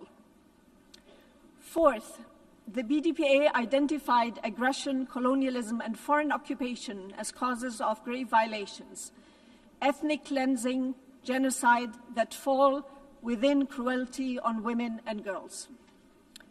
While governments stand idly by, women and girls, particularly in Palestine and in Afghanistan, are being intentionally and systematically targeted and destroyed. These atrocities and the impunity granted to their perpetrators expose the profound hypocrisy of governments who claim to defend women's rights while turning a blind eye to their annihilation. Fifth, the BDPA demanded accountability. But instead of an increased access to justice, we are seeing the opposite, on several fronts undermining rights hard-won. Perpetrators of rape, trafficking, war crimes, and genocide walk free, flaunting their impunity while some governments boast of their support to them. And finally, the BDPA warned against excessive military spending, recognizing that militarization fuels violence against women while draining resources from peace, women empowerment, and ending violence, as well as social justice. Yet today, the global arms race intensifies, leaving women and girls to pay a hefty price. Excellencies, 30 years ago, states believed this agenda was achievable. If this was possible then, it is possible now, not as an act of charity, but as a necessity and undeniable right for women, for half of humanity. That half is watching, and that half will hold you to account. Thank you. I thank the Special Rapporteur on Violence Against Women and Girls, its causes and consequences. I now invite Cecilia Suarez, UN Global Advocate for the Spotlight Initiative, to make her statement.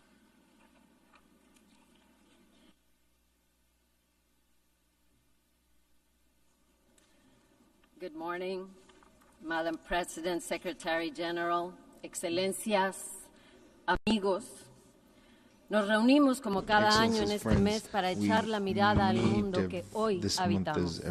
Un mundo complejo, sin duda, entre múltiples conflictos armados, un genocidio en toda regla, una crisis climática cada vez más severa y el imparable avance de la tecnología sin un marco jurídico y claro, así como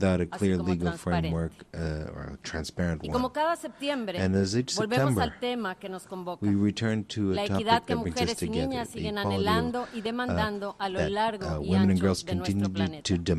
Hoy, con una urgencia radical que muestra que una política de omisión significaría para millones de mujeres y niñas en todas las latitudes un retroceso.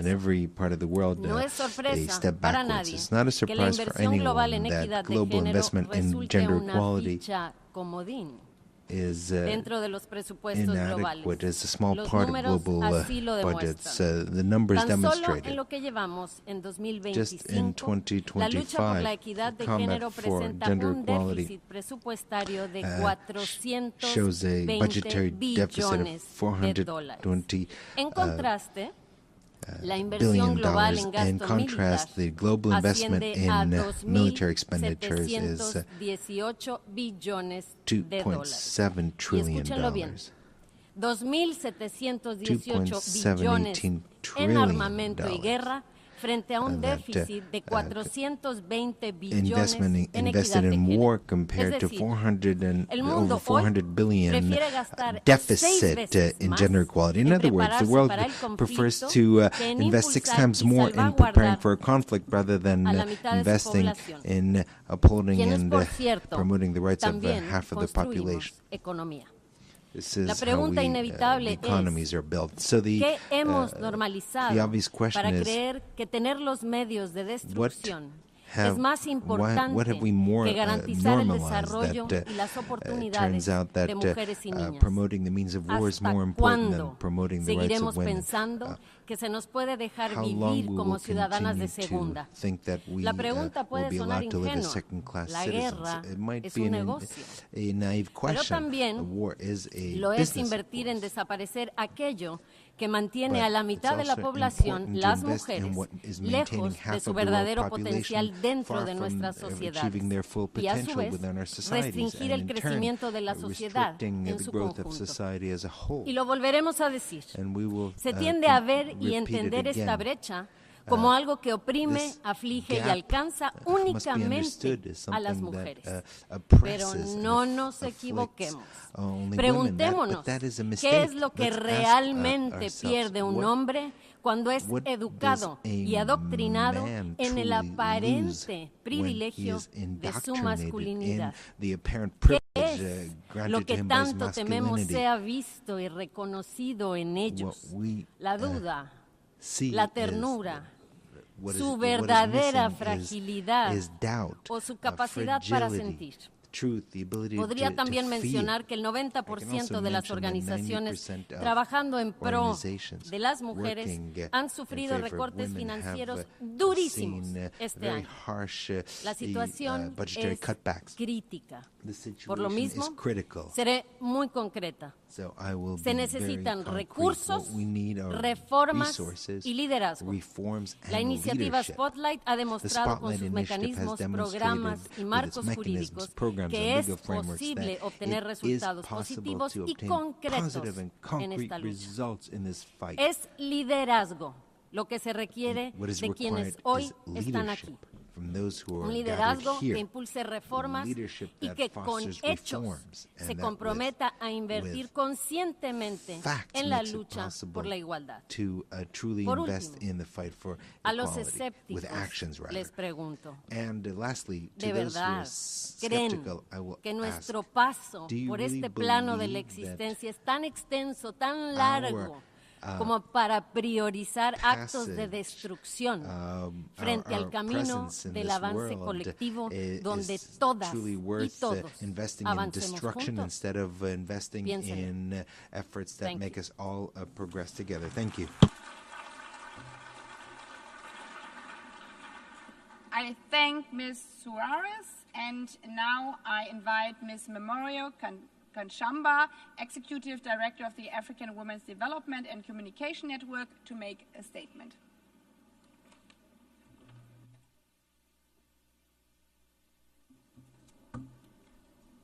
Your Excellencies, distinguished guests, brothers and sisters, thank you for this opportunity to speak at this occasion.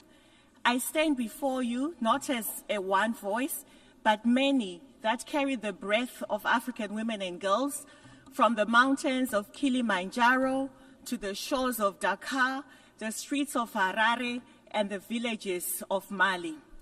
30 years ago, the Beijing Declaration, lit a flame. Women and girls danced. We sang together. The moment was not only symbolic, it was sacred. It was a covenant. And yes, there has been progress in the areas that Your Excellencies eloquently discuss and share on care work, gender-responsive budgeting, on women, peace and security, on the girl child, and climate justice. But let us be honest, even though this has entered the discourse has not delivered. There's been persistent and deliberate gaps, particularly the chronic underfunding of national gender institutions and the many sectors that shape our lives: health, education, agriculture, livelihoods, as well as public service provision. We have seen the erosion of women's organizing and feminist movements. We have seen reversals of hard-won gains and rights undermining our demands and struggle. We African women and girls demand bold, transparent, and participatory accountability. We insist on inclusion of women and girls in all their diversity. Civil society is not the enemy of the state. We are co-creators of development. We are guardians of democracy. We are the architects of liberation. The backlash that we face is not just against gender equality. It's against the truth. It is against freedom. It's against the principles upon which these institutions celebrating 80 years has been founded. We must affirm feminist principles that offer real alternatives to the broken system. Ubuntu, our shared humanity and interdependence, reparative justice for colonialization, debt, and climate harm.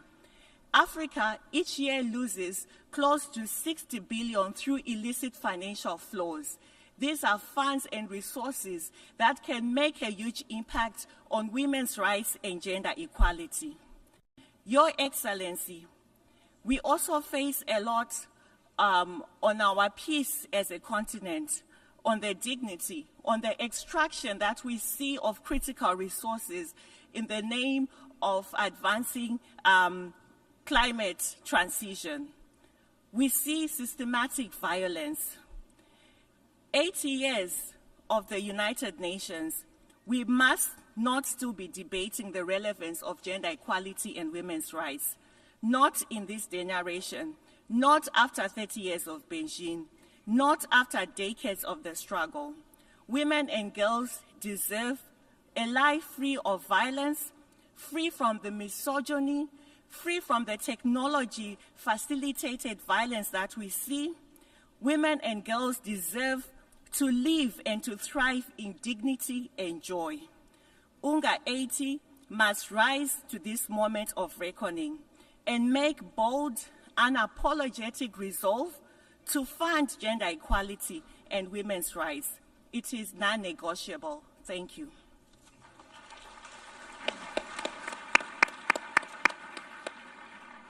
I thank Ms. Kachamba. I now invite Ms. Nadia Murad, Nobel Peace Laureate and founder of Nadia's Initiative, to make her statement.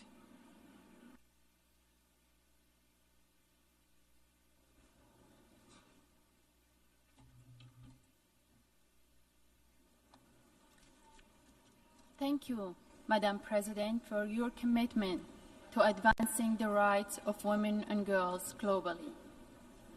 Excellencies, ladies and gentlemen, 30 years ago in Beijing, the world declared that women's rights are human rights. Today we gather not only to reflect on that promise, but to ask, are we truly fulfilling it?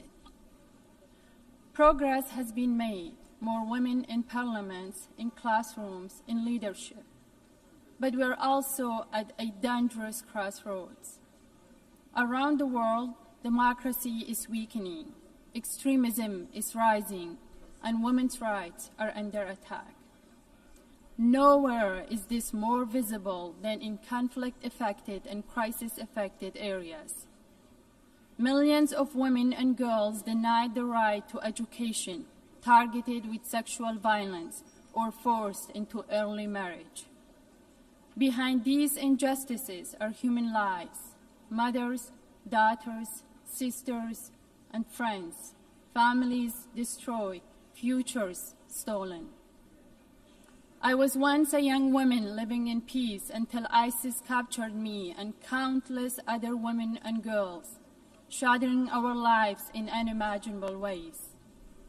Hundreds of these women and girls, including my niece, my sister-in-law, and my cousins, are still missing in captivity in Syria.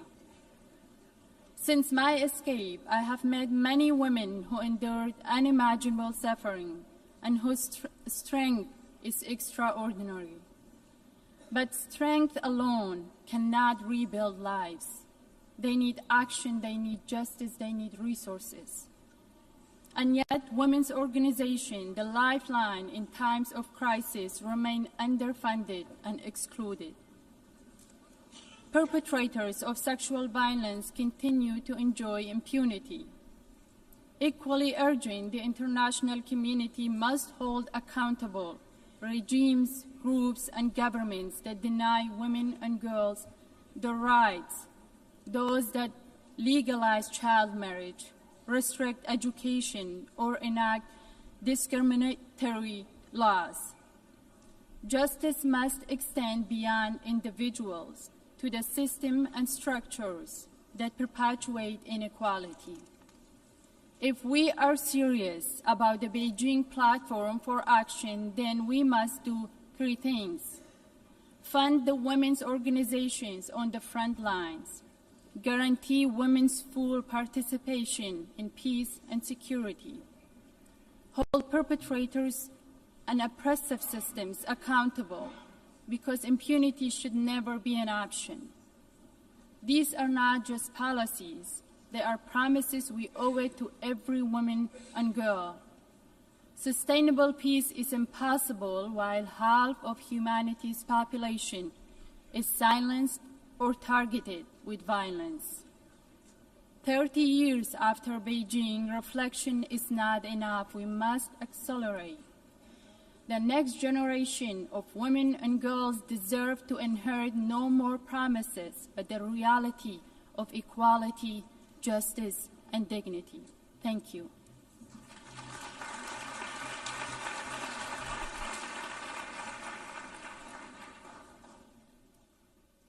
I thank Nadia Murad, and with the wise words from her, we have just heard the last speaker for the opening segment of this high-level meeting. I thank all our eminent speakers once again for their participation and insightful interventions, and maybe we have applause for all of the speakers again.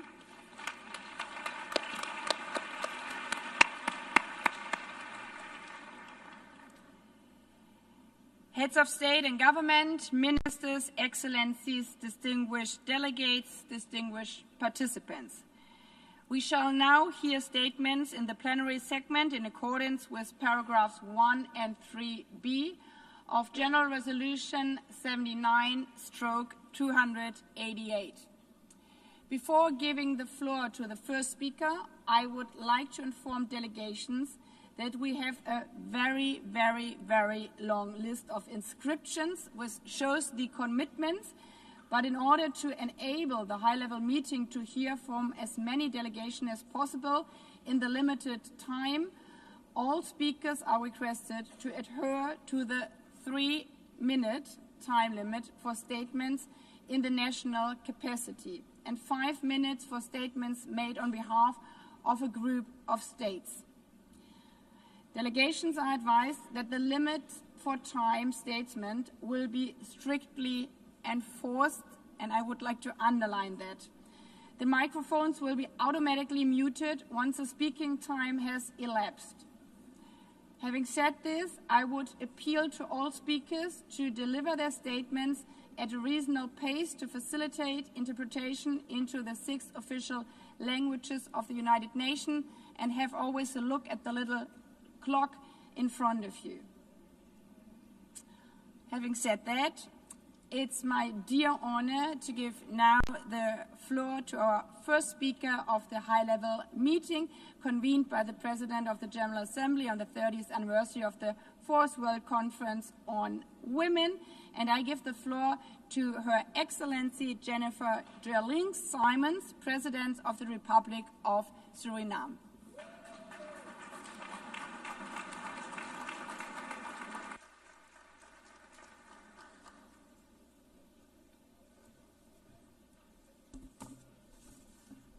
Excellencies, it is with great honor and responsibility that I stand here as the first female president of the Republic of Suriname and also the first member state speaking today as we commemorate the 30th anniversary of the 4th World Conference on Women. This historic occurrence in my country has not only cracked the glass ceiling, but more importantly paved the way for particularly girls to dream about something that was perceived uncommon only about 3 decades ago. Today, we celebrate the work and advocacy of many pioneers at both political and intergovernmental levels in bringing the cause of women's empowerment and gender equality to the center of the global agenda. Madam President, as I pause to reflect of the role of women in Suriname, I can conclude that women of my country historically have always been on the forefront in the fight for freedom, justice, and economic development. Suriname remains committed to the Beijing Declaration and has made gradual progress in strengthening legislation, advancing gender-sensitive policies, and implementing programs to address persistent inequalities. Persistent challenges such as economic disparities, gender-based violence, and underrepresentation of women in leadership. These must be addressed with renewed urgency and vigor. We also face new and have to address new challenges, like the negative influence of social media on the self-image of many girls and young women. In closing, Madam President, Suriname reaffirms its unwavering commitment to advancing the rights, empowerment, and full participation of women and girls in every aspect of life. As a priority action, my government commits to further improve access to STEM education for girls and the protection of women and girls against gender-based violence. Advancing gender equality means progress in achieving sustainable development for all. Working as equals, living as equals, as women and men, we are better together. Thank you. I thank Her Excellency, and again, congratulations for being the first of your kind, the first female president of Suriname. Congratulations.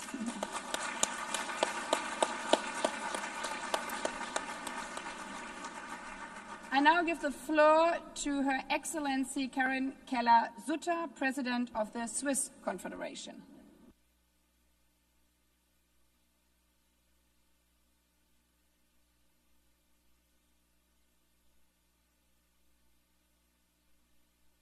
Madame la Présidente, Excellences, Mesdames et Messieurs, la déclaration et le programme d'action de Beijing sont aujourd'hui encore notre boussole. Car l'égalité de genre n'est pas une option, c'est un droit humain universel et un catalyseur de développement économique. Malgré le chemin parcouru, les défis restent importants aussi en Suisse.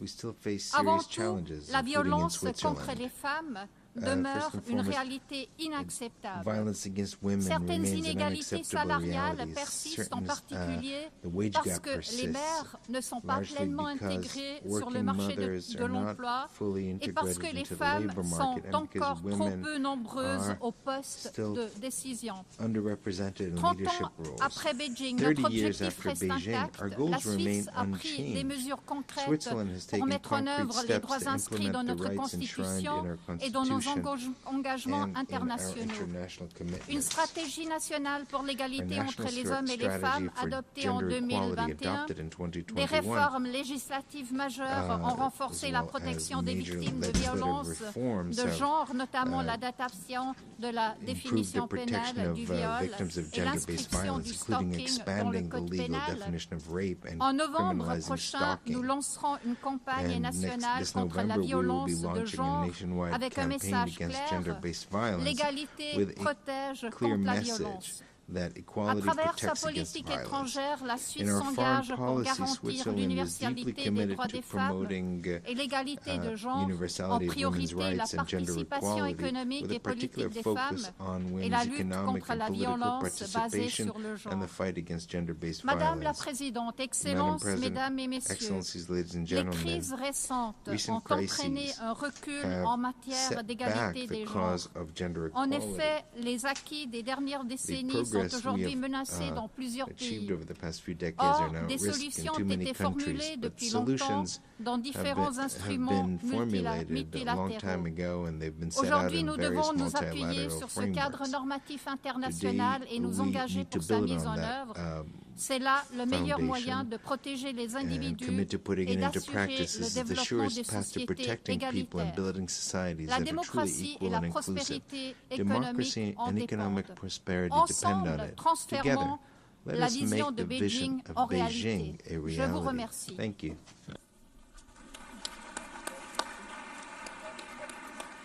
Merci beaucoup.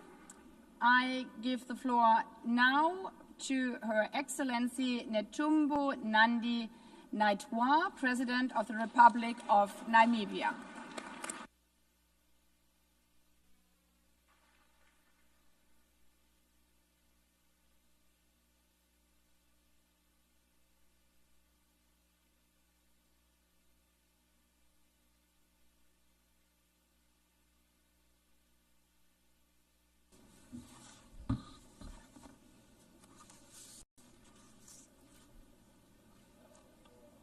Madam President, gender equality and women empowerment have been key priorities for Namibia's government since our independence in 1990.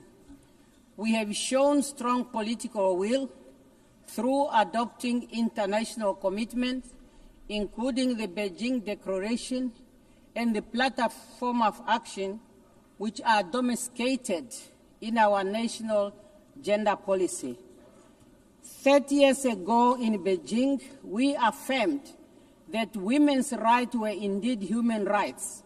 Since then, Namibia has always built on the strong foundation of this declaration to draw a strong link on issues related to women and development and access. Our progress in the area of political inclusion and legal frame are grounded in this and underpinned our deep commitment to achieve progress for empowerment of women.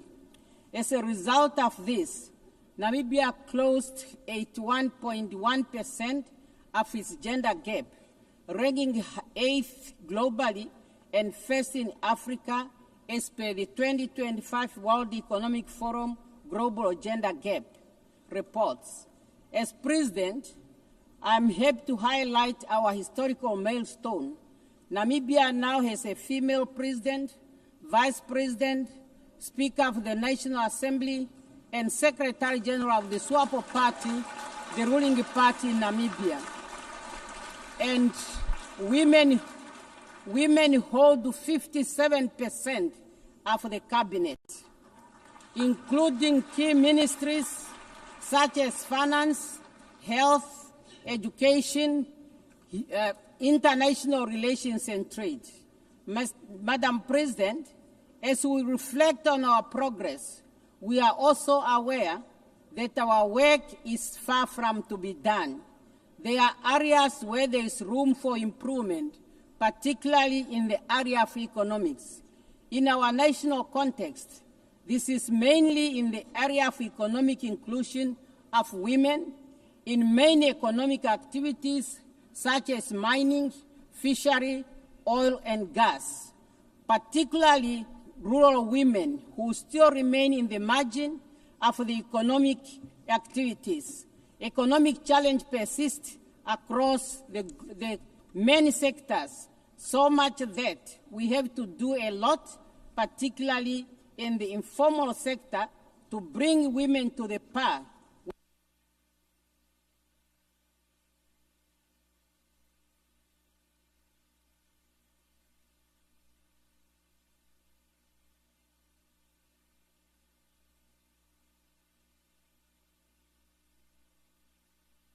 Madam President, thank you.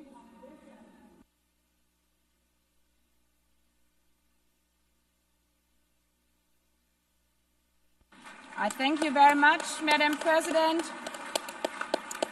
And also congratulations to Namibia. And just in case you hear again, we couldn't find a woman, call the government or the president of Namibia. They could advise you. So the next on the list, I have the honor to give the floor to Her Excellency Dina Ercilia Boluarte Segarra, President of the Republic of Peru.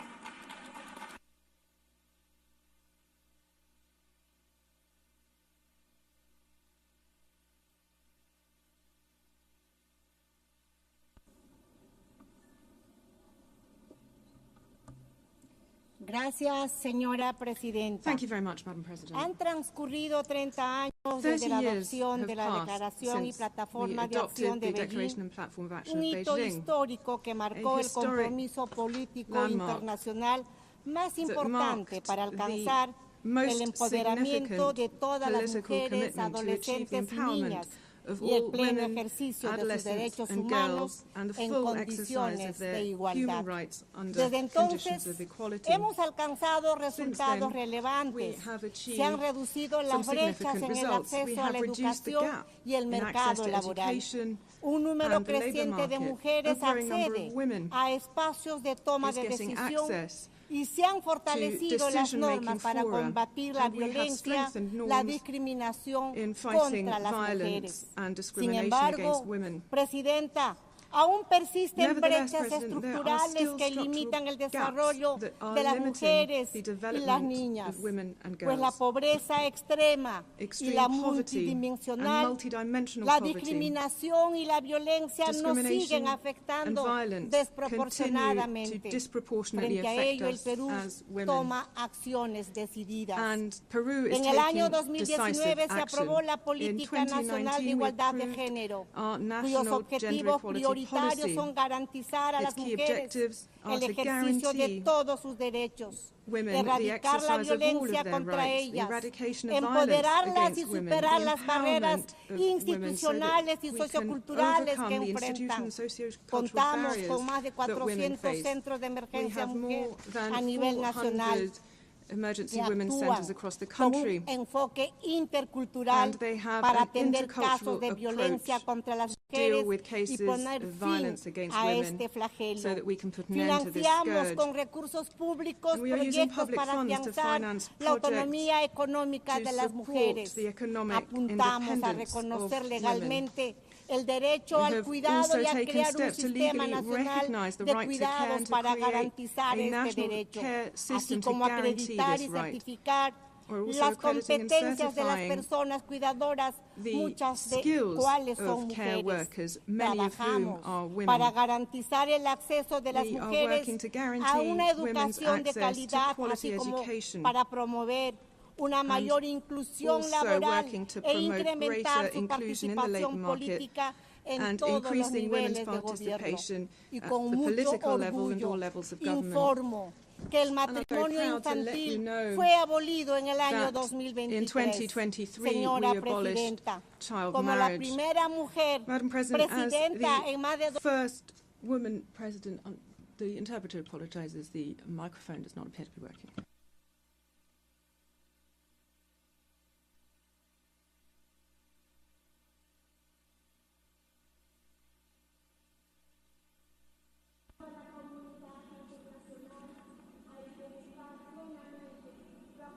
Muchas gracias. Thank you very much.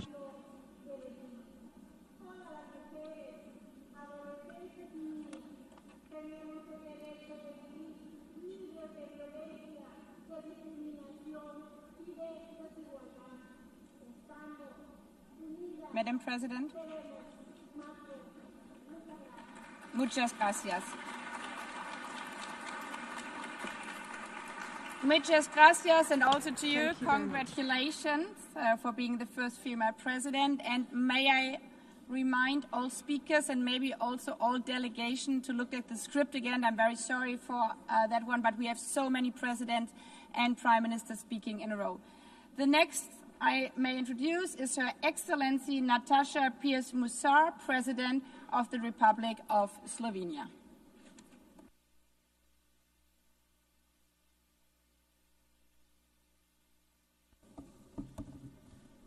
Madam President, Your Excellencies, we need to face a difficult truth. Progress on gender equity has been uneven, and many of our hard-won gains are now at risk. Sexual and gender-based violence, economic inequality, a lack of sexual and reproductive rights, political underrepresentation, and the systemic discrimination of women persist. Real change requires making gender equity a genuine priority, including in peace and security. If not now, when? At a time when the world is facing a record number of conflicts. Conflicts that claim a devastating number of civilian lives, as in Gaza, where 2/3 of the victims are women and children. Simply put, the inclusion of women is a guarantee for peace. It is also high time that the UN's leadership reflects the diversity of the people it serves. This calls for bold action from all of us to nominate, support, and elect women to the highest offices, both here at the UN and in our own countries as well. After 80 years, the United Nations must lead by example. We cannot afford to miss yet another chance to appoint the first woman Secretary General, nor we can afford to move forward into a future where still only 6% of General Assembly presidents are women. Let me be clear. The issue has never been about merit. There are plenty smart and capable women. What is lacking is the will to open doors. Dear all, let us invest in women's leadership and ensure that every girl can live a life of opportunity. I know that women and girls in Afghanistan, Gaza, Ukraine, Sudan, Haiti, and beyond are counting on us. And let me just conclude. My husband is a proud feminist. I am a proud feminist. And I am battling this battle not to to say that the men need less. I'm not doing this for that. I just want the girls to have the same opportunities. And we need men to help us. And just to conclude with a couple of numbers, do you know how many presidents we have, female presidents we have in European Union? 2, in Malta and in Slovenia. Do you know how many presidents we have here in United Nations out of 193 members? 16. Those are the numbers. Thank you. And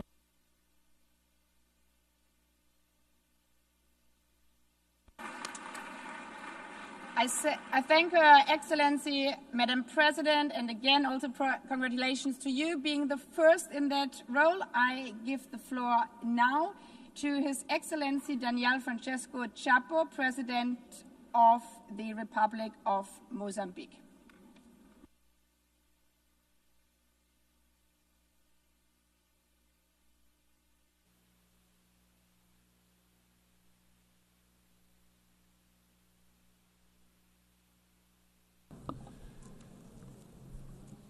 Senhora Presidente da Assembleia Geral, President of the General Assembly, Senhora Secretário-Geral das Nações Unidas, Mr. Secretary General of the United Nations, Your Excellencies, before my intervention, I would like to say that I am here in order to save the honor of men in the room, because since we've started, I just see women making the intervention.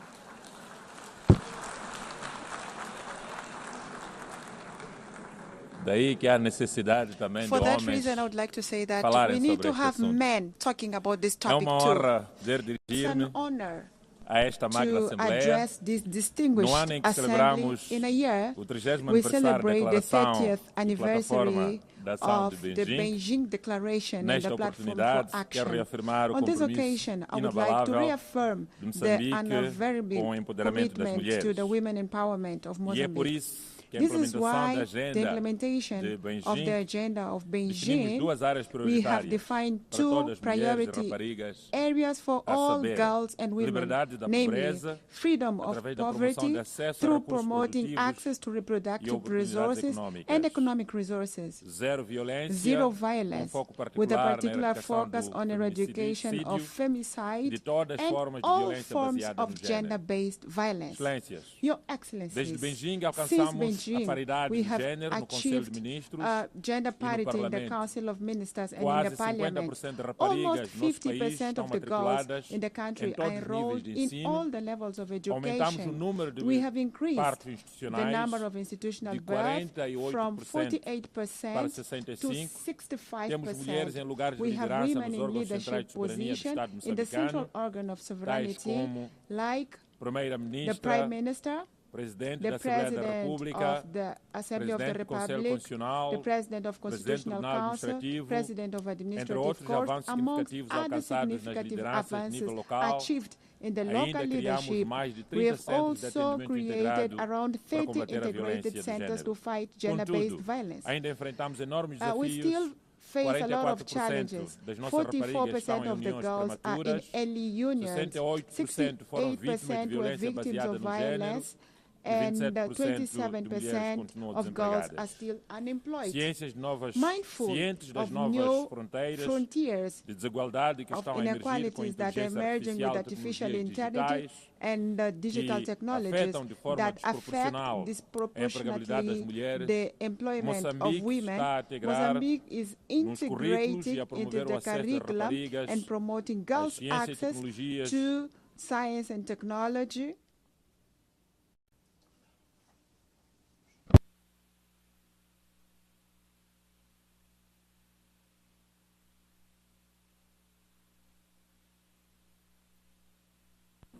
Thank you, Mr. President.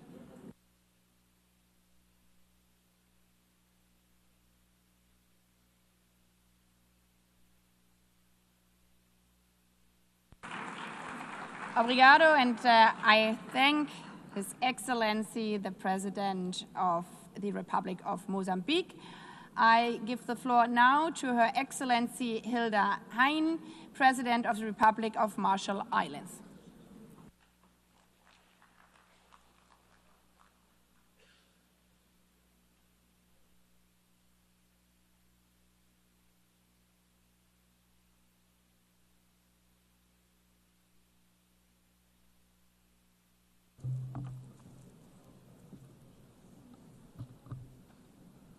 Madam President, Mr. Secretary General, Excellencies, Yahweh. 30 years ago, Ambassador Nay John Edwards, now happily retired, led a delegation of Marshallese women to the Beijing Conference of Women. That conference changed her life and generations of Marshallese women ever since. Since the Beijing Declaration, gender is now a core pillar of our national planning. As a small island developing state, we are not moving fast enough with island-tailored strategies. In a nation where 1 out of 2 women experience violence, and in a Pacific Island region with the lowest rate of women in elected government in the world. Core efforts need to be strengthened, including in our families and communities. We can build on our traditional matrilineal customs to encourage the role of women as peace builders, as human rights defenders, and contemporary leaders in their fields. While the Marshall Islands has instituted important legal reforms, rates of gender-based violence remain unacceptably high. Education, police officer training, and crisis services have been key steps. We will continue to ensure the full recognition and realization of human rights for women and girls, including through our recent ratification of the Palermo Protocol on Trafficking. The health of women and girls is a key priority and is written in our survival story, where the nuclear legacy has left behind cancers, reproductive health struggles, and the unseen weight of caregiving. We answer this with urgency, expanding maternal care and family planning, and launching mass cervical cancer screening and prevention so that every woman and girls has the chance to live and to lead. Women's economic empowerment is vital to achieving equality.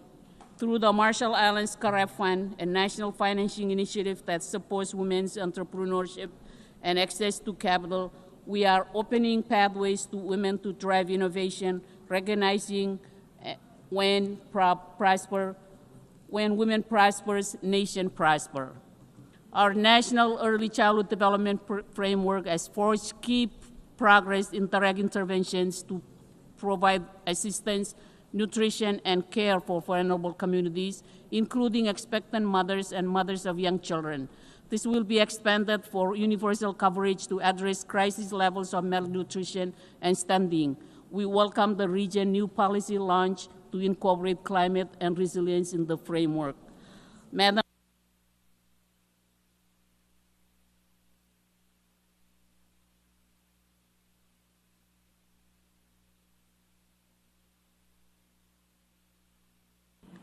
I thank you, Madam President. I now have the honor to give the floor to Her Excellency Gordana Siljanovska-Davkova, President of the Republic of North Macedonia.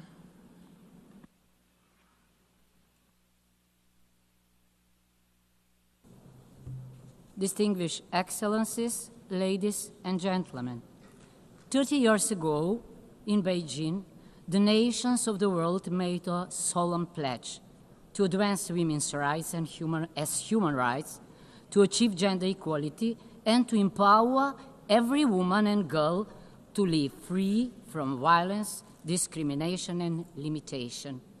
The Beijing Declaration and Platform for Action remain a cornerstone of international law, a living testament that equality for women is both justice and a prerequisite for peace, prosperity, and sustainable development. And yet, 3 decades on, we must admit progress has been uneven, fragile, and too often reversible. Violence against women persists with impunity, femicide desecrates the sanctity of life, and structural barriers still deny women leadership, resources, and decision-making power. These are not abstractions. They would wound families, societies, and generations. At the same time, the very institution created to safeguard peace, the United Nations faces a profound crisis. Conceived as the greatest peace project of humankind, it is now stands against a backdrop of wars raging across continents. 80 years after its founding, peace, the raison d'etre of the UN, remain elusive. Mars still rules when it is time for Venus, embodied in the vision, compassion, and leadership of women to guide our common future. If we are serious about peace, then the time has come to entrust the helm of the United Nations to a woman. We, the women of the world, together with the children, are the first and greatest victims of war. But we are also the bearers of healing, compassion, and hope. Gender equality is not a feminist privilege. It is a humanist imperative. We do not ask for favors, not for matriarchy, but for a just order in which the talents and creativity of half of humanity are fully recognized for the advancement of politics, science, health, education, and peace. Excellencies, the Beijing Declaration called on us to ensure equal rights and equal access for women and men, girls and boys. That call remains urgent today. Only together, women and men, do we embody the full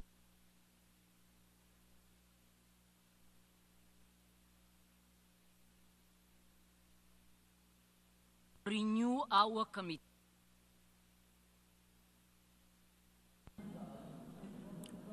Thank you, Madam President. Thank you. I thank you, Madam President. And now I give the floor to His Excellency Berjam Begay, President of the Republic of Albania.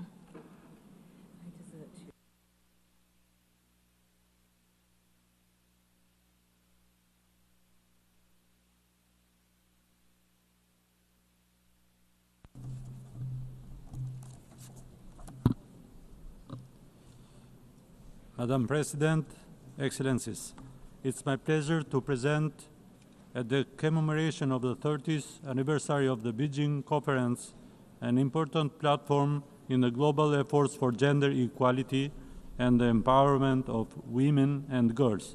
Today serves as an opportunity to renew our collective commitment and to give fresh impetus to the full implementation of the Beijing Declaration and Platform for Action. We have made significant strides in ensuring women's participation in political, economic, and social life. Yet, with only 5 years left to achieve SDGs, progress on gender equality is stagnating and in some areas is regressing. We must reverse this trend. This meeting must serve as a turning point, moving beyond the rhetoric to action. We must mobilize adequate financial resources, reinforce accountability frameworks, and invest in measurable and transformative actions. Albania is ready to share its experience. Over the past decade, we have undertaken substantial legal, institutional, and societal reforms aimed at promoting gender equality. Albania has closed the gender gap in education, strengthened women's economic participation, and invested in digital inclusion and entrepreneurship for women and girls. These reforms have been shaped in consultation with civil society and the youth, making gender equality an important aspect of our society. To us, gender equality is essential to sustainable development, social cohesion, and shared prosperity. Albania has pledged two priorities under the Beijing Plus 30 Action Agenda. First, to intensify efforts to eliminate violence against women, and second, to expand the application of gender-responsible budgeting. At a time when conflicts and crises are multiplying, the world needs the leadership and contribution of women more than ever. Their role is fundamental in building peace, preventing conflict, and creating more inclusive and resilient societies. Albania reaffirmed its full commitment to the Beijing Declaration and Platform for Action, to the 2030 Agenda, and to international human rights instruments. Thank you.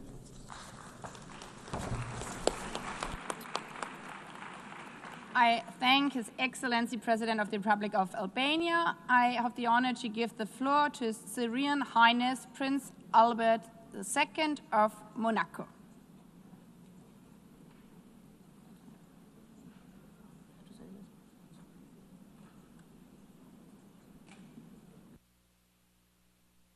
Excellences, Mesdames et Messieurs, Excellencies, ladies and gentlemen, in all of your capacities, 30 years ago, the Beijing Declaration Platform of Action set out an ambitious roadmap to achieve gender equality and empowerment of all women and girls. Today, as we mark this anniversary, we need to demonstrate clear-sightedness, determination, and a renewed commitment. Despite significant progress that has been achieved over recent decades, we see today alarming setbacks in women's rights. There are armed conflicts, the climate crises, and regressive movements which imperil our basic rights. Security Council Resolution 1325 was adopted 25 years ago. It is a key landmark. When women participate in peace processes and are present in the negotiating table, the agreements that are the fruit of these negotiations are more inclusive, and peace is more likely to be attained and to be lasting. As part of our commitment to human rights and the dignity of every person, Monaco has always supported international efforts for advancing gender equality. Both on our soil and through international cooperation, the Principality has been working proactively to promote girls' access to education, women's economic empowerment and independence, as well as the fight against all forms of violence, including in conflict and crisis contexts. The Monegasque Committee for the Protection and Promotion of Women's Rights was established in 2018. Today, this is a cornerstone for mobilization and awareness at the national level. The government of our Principality is working closely with UN agencies such as UN Women and its Sport for Generation Equality framework, which recognizes the role of sports as key leverage towards social transformation. Monaco is proud of supporting this initiative. We believe that sports should be an engine for empowerment, for respect, and for solidarity. UNICEF and UNFPA are also key partners for our action through tangible projects. So these partnerships help to anchor the principles of the Beijing Declaration in actions on the ground. I also wish to highlight the key role of civil society, women leaders, young people, and male allies in building a world that is more just, with greater solidarity and greater equality. Our Principality reaffirms a commitment to continue along this path in a decisive way alongside all of those who work day by day to ensure that this equality becomes a reality. Thank you. I thank His Serene Highness Prince Albert II of Monaco, Sovereign Prince of the Principality of Monaco. And I have the honor now to give the floor to His Excellency Azali Assoumani, President of the Union of the Comoros.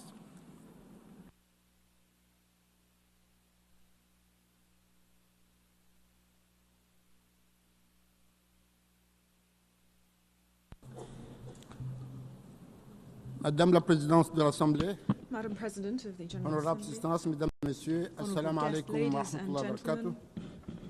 C'est pour moi un grand honneur, un réel plaisir de prendre la parole en ce moment solennel à l'occasion du 30e anniversaire de la 4e conférence mondiale sur les femmes. Cet anniversaire est l'occasion de dresser un bilan de progrès accomplis depuis la conférence historique de Pékin en 1995, mais aussi de mettre en lumière les réalisations, les meilleures pratiques, ainsi que les défis persistants dans la promotion de l'égalité des genres à travers le monde. Fidèle à ses engagements internationaux et régionaux, l'Union des Comores a ratifié plusieurs instruments juridiques pertinents pour la protection et la promotion des droits des femmes, notamment la Convention sur l'élimination de toutes les formes de discrimination à l'égard des femmes. Et durant la présidence comorienne de l'Union africaine, j'ai eu l'honneur de porter le flambeau de cette cause essentielle. C'est dans ce cadre que, le 30 octobre 2023, notre pays a organisé la troisième conférence de consultation des femmes leaders africaines sur les thèmes stimuler l'engagement en faveur de l'autonomisation économique des femmes et mettre fin à la violence à l'égard des femmes et des filles. Sur le plan national, La Constitution comorienne a toujours garanti les droits des femmes we have en always les protégeant guaranteed contre la women's violence, rights by l'exploitation, protecting them against violence, l'abandon et contre exploitation, toutes sortes de violences.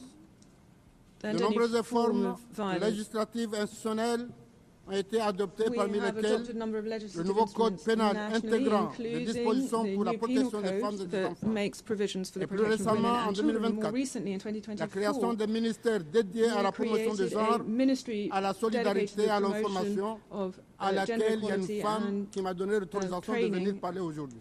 And there is Le a gouvernement woman comorien heading that up. a mis en place une We have politique also nationale established a d'égalité national du genre policy et for développé gender des equality, mécanismes and we de have prise en developed charge mechanisms médicale, juridique for et psychologique medical, pour les legal, victimes de violences and basées other sur le genre. support for victims Nos of réinsertions gender-based scolaires et violence. professionnelles est également proposée aux filles, And mères, victimes et we violences. also offer La special création support d'Africa for Women women Leaders. and girls who have been victims. Network, réseau des femmes leaders africains The et d'une network of plateforme pour women le leadership African féminin, leaders l'implication active des autorités is locales et communautaires actively et des involved leaders with religieux. local authorities. Depuis mon accession à la magistrature suprême, j'ai placé la participation des femmes aux instances de décision Placed the politique promotion au of cœur de nos priorités. women at the heart Aujourd'hui, of our priorities. les femmes And today, occupent des responsabilités, women notamment hold au sein du gouvernement, positions of responsibility du Parlement, within the des government, institutions the juridiques et parliament, judiciaires, legal and judicial institutions, and other areas. The interpreter apologizes. The speaker's microphone has been cut off.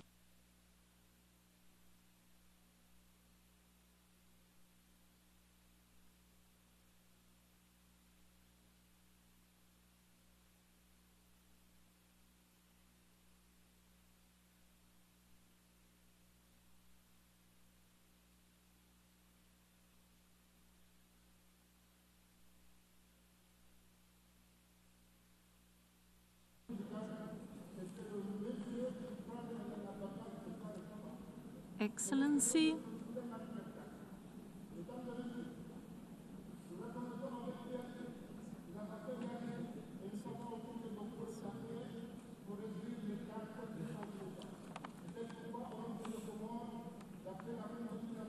Excellency, kindly conclude your statement.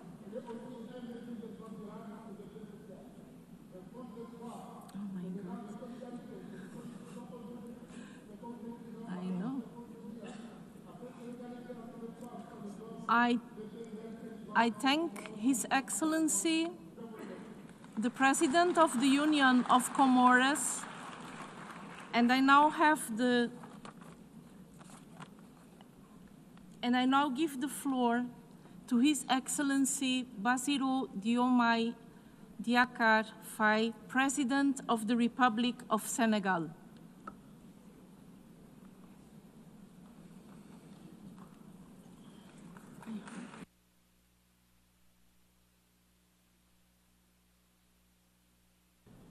Madame la Présidente de l'Assemblée générale, General Assembly, Madame la Vice-Secrétaire générale, chers collègues, distinguished Mesdames, colleagues, Messieurs, ladies and gentlemen, je remercie la I Présidente wish de l'Assemblée to thank the générale President of the General et le Assembly Secrétariat général pour la and convocation the de cette Secretariat réunion. and the Secretary General for the Nous invitation sommes là pour extended rappeler, to participate in this meeting. We wish to pour appeler à recall la the poursuite following. de l'action, à Pursuant to la a call mobilisation for des action ressources and afin mobilization for d'accélérer resources la in order marche to accelerate pour l'égalité parfaite des progress sexes et towards l'autonomisation full de gender toutes les equality and femmes empowerment of et de all toutes les filles. women and girls.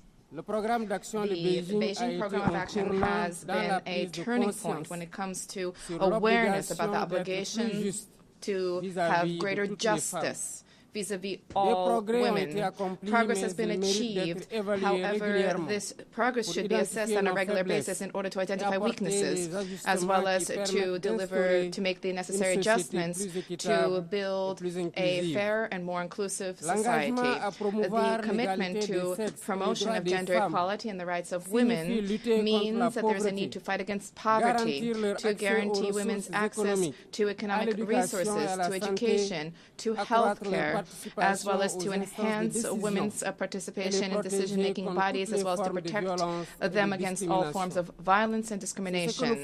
This is what we have been doing in Senegal through our public policies and through the Senegal 2050 vision, which places women and young people at the very heart of national citizenship and stability. We have been implementing a progress accelerator to surmount the persistent obstacles to equality with programs which include expanding access for women and girls to education and training, and combating unstintingly all gender-based violence. We are fighting against all forms of violence and discrimination against women and girls, and this struggle needs to be continued with vigor in neither religion, history, or any affiliation, or any argument can be made for women to be abused, discriminated against, or marginalized. All public bodies, members of civil society, religious and faith traditional leaders, all citizens have an obligation more than ever before to mobilize ourselves against brutality, against harassment, against rape, and against all forms of abuse. Together, let us surmount the persistent inequality. Let us work towards a greater partnership among states. Let us prepare future generations, succeeding generations, helping them to live in a fair, more equal, a more harmonious world. This is a shared responsibility. This is a universal moral duty. I thank you for your attention. I thank His Excellency the President of Senegal, and I now give the floor to His Excellency Faustin Archange Touadéra, President of the Central African Republic.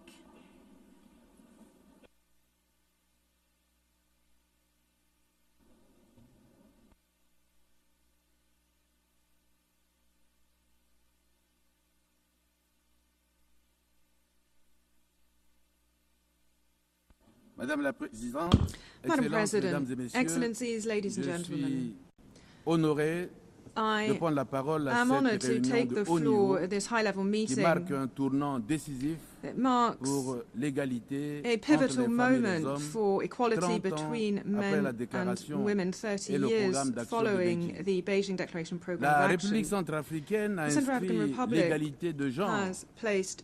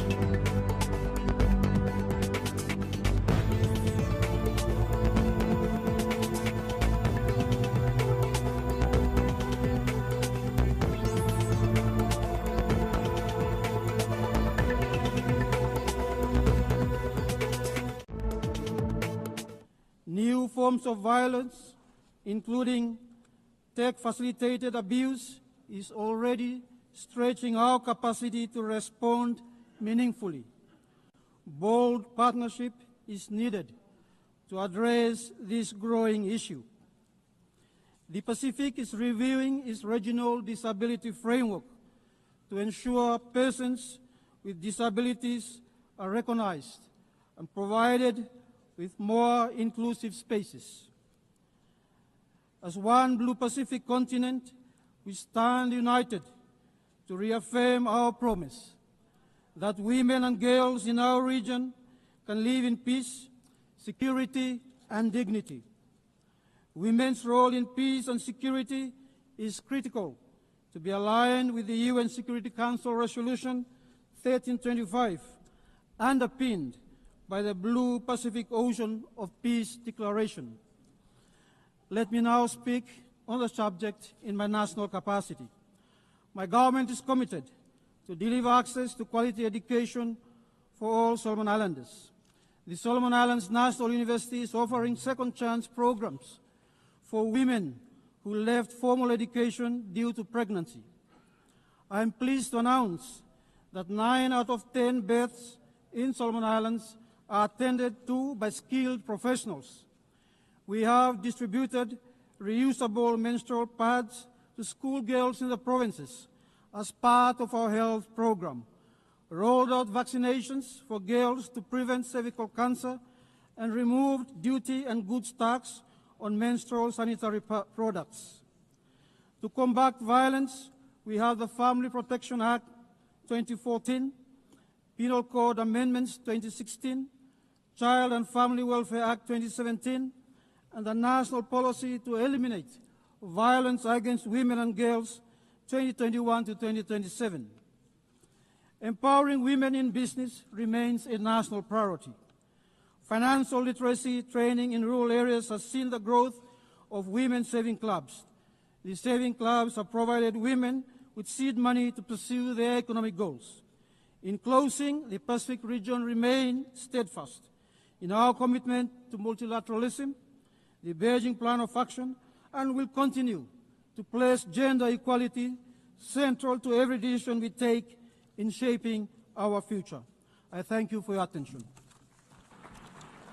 I thank the Prime Minister of the Solomon Islands, and I now give the floor to His Excellency Michael Martin, Taishu of Ireland.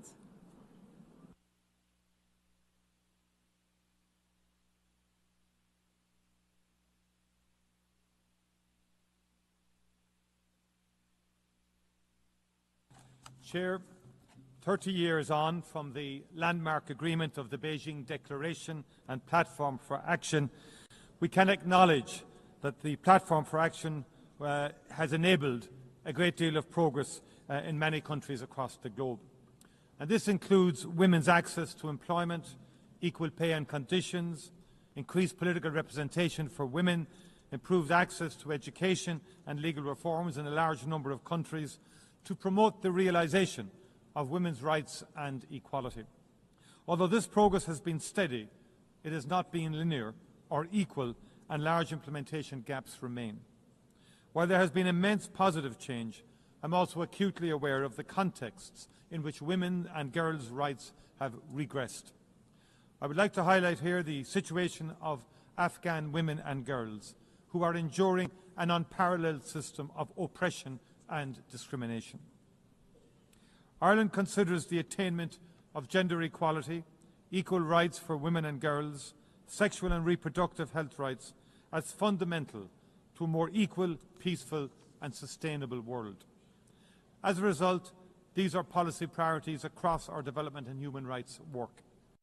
When Ireland co-facilitated the negotiations on the 2030 agenda, we played a critical role in ensuring consensus for a standalone goal on gender equality, SDG 5, and for the integration of gender equality across all the SDGs.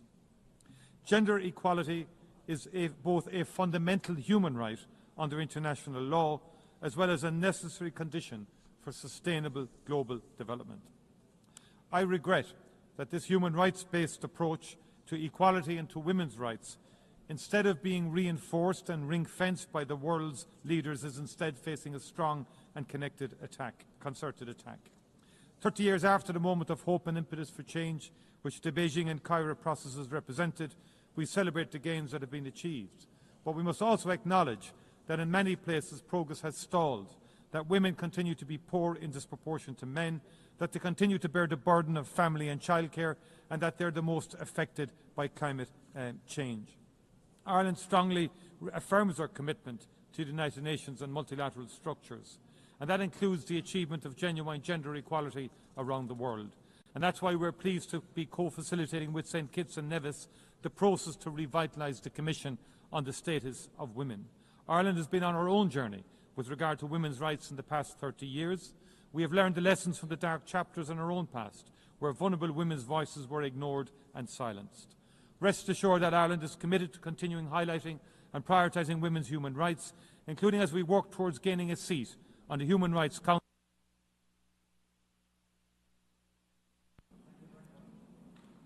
I thank the Taishu of Ireland, and I now give the floor to His Excellency Sitiveni Ligamamada Rabuka, Prime Minister of the Republic of Fiji.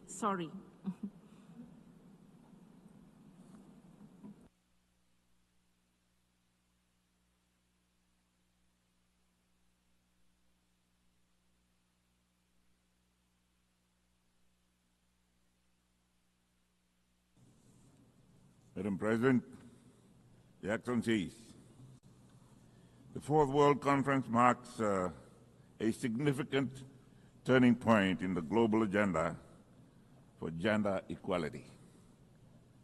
This is a celebration of the invaluable contributions that women make in our lives.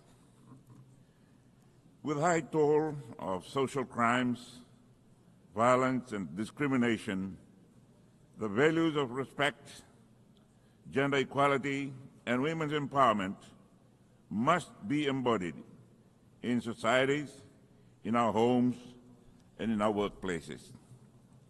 This is the avenue to which their grievances, most of which go unnoticed, are amplified, and it must begin with us as leaders, the political will and accountability to ensure that women are treated with respect and honor.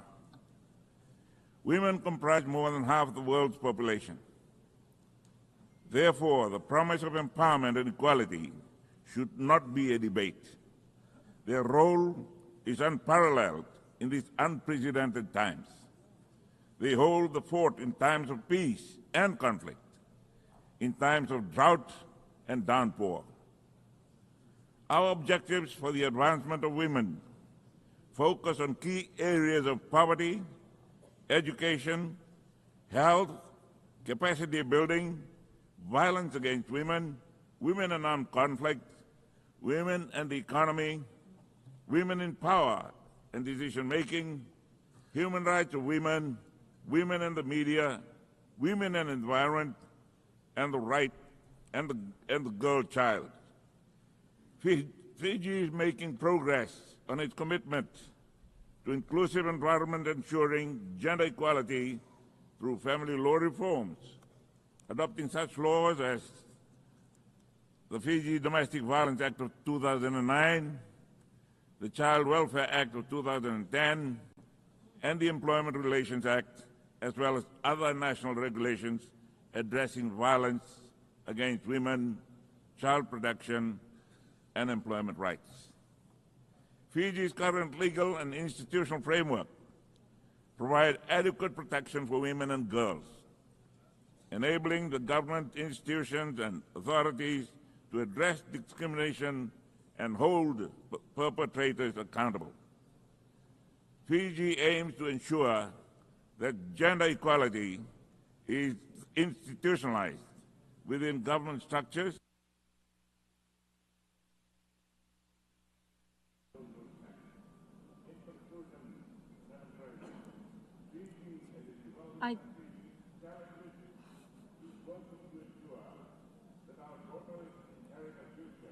I thank the Prime Minister. I thank the Prime Minister of the Republic of Fiji, and I now give the floor to His Excellency Jonas Gahr Støre, Prime Minister of the Kingdom of Norway.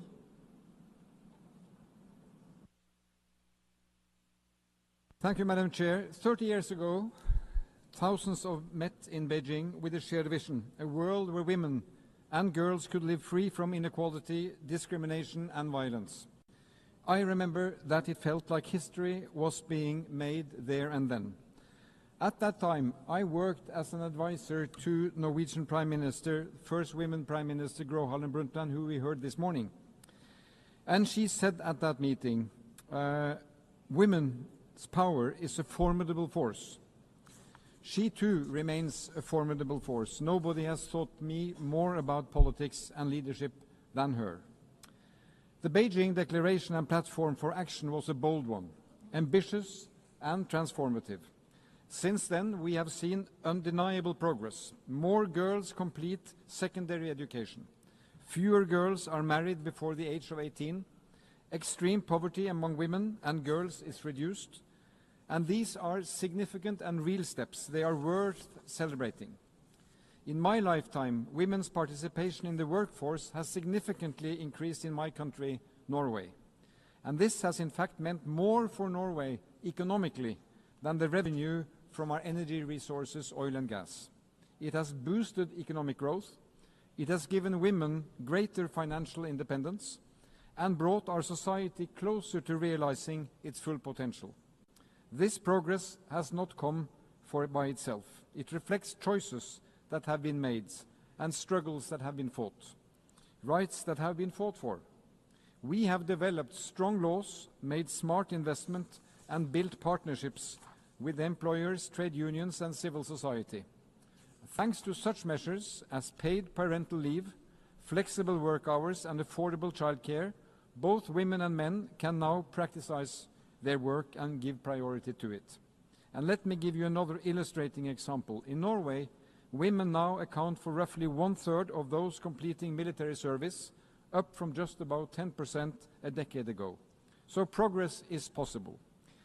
But friends, despite this progress, we face serious challenges. We are witnessing a growing, coordinated backlash against women's rights and girls' rights, against human rights, and especially against sexual and reproductive health and rights and the rights of LGBTQ+ persons. These attacks threaten the hard-won progress we have made. It's everyone's loss because investing in gender equality makes society better.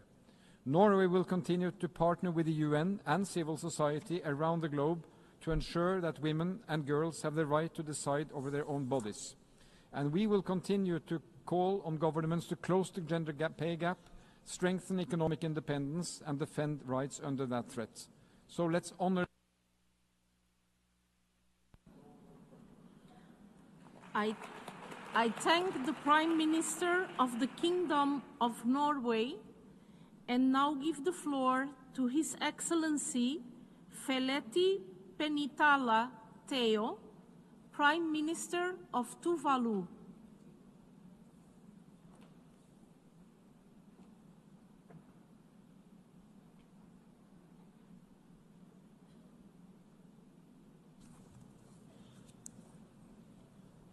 Madam President, Excellencies, ladies and gentlemen, 30 years after the Beijing Platform for Action, Tuvalu reaffirms its commitment to gender equality, and we have taken important steps towards that objective. Our Constitution now prohibits discrimination based on sex, embedding gender equality in our highest law. Inclusivity is also part of Tuvalu's top 21 development priorities, which guide our development agenda. In 2024, we adopted a more updated and modern national gender equity policy to assure women's empowerment and protection from violence are integrated across all sectors. In education, Tuvalu girls now perform better than their boys' counterparts and stay in school longer. women are increasingly present in the public service and civil society, taking leadership roles that shape policies and communities. And our Parliament is considering how to improve laws so that gender equality is not just words, but a lived reality for Tuvaluan women and girls. But challenges remain stark. In Tuvalu, 1 in 2 women continue to experience intimate partner violence. Employment opportunities for women are limited, and too often economic insecurity perpetuates inequality.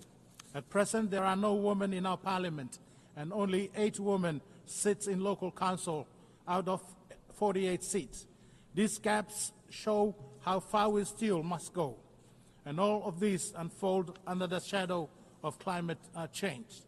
For Tuvaluan women, climate change is not a distant threat. It is stripping away rights day by day. When saltwater kills pandanus trees, women lose both income and culture. When drought leaves families with only a few buckets of water, it is women who bear the exhaustion of care. When overcrowding worsens in our capital, women's security and dignity are put at risk. These are not abstract challenges. They are violation of fundamental rights to health, food, water, housing, safety, and cultural identity. Yet women in Tuvalu continue to lead. They cultivate gardens to feed families, weave cultural knowledge into new solutions, and raise their voices for climate justice on the world stage. Their resilience is extraordinary, but resilience must never be mistaken for consent to injustice. Excellencies, as we mark Beijing 30, Tuvalu calls on the international community to recognize that gender equality and climate justice are in.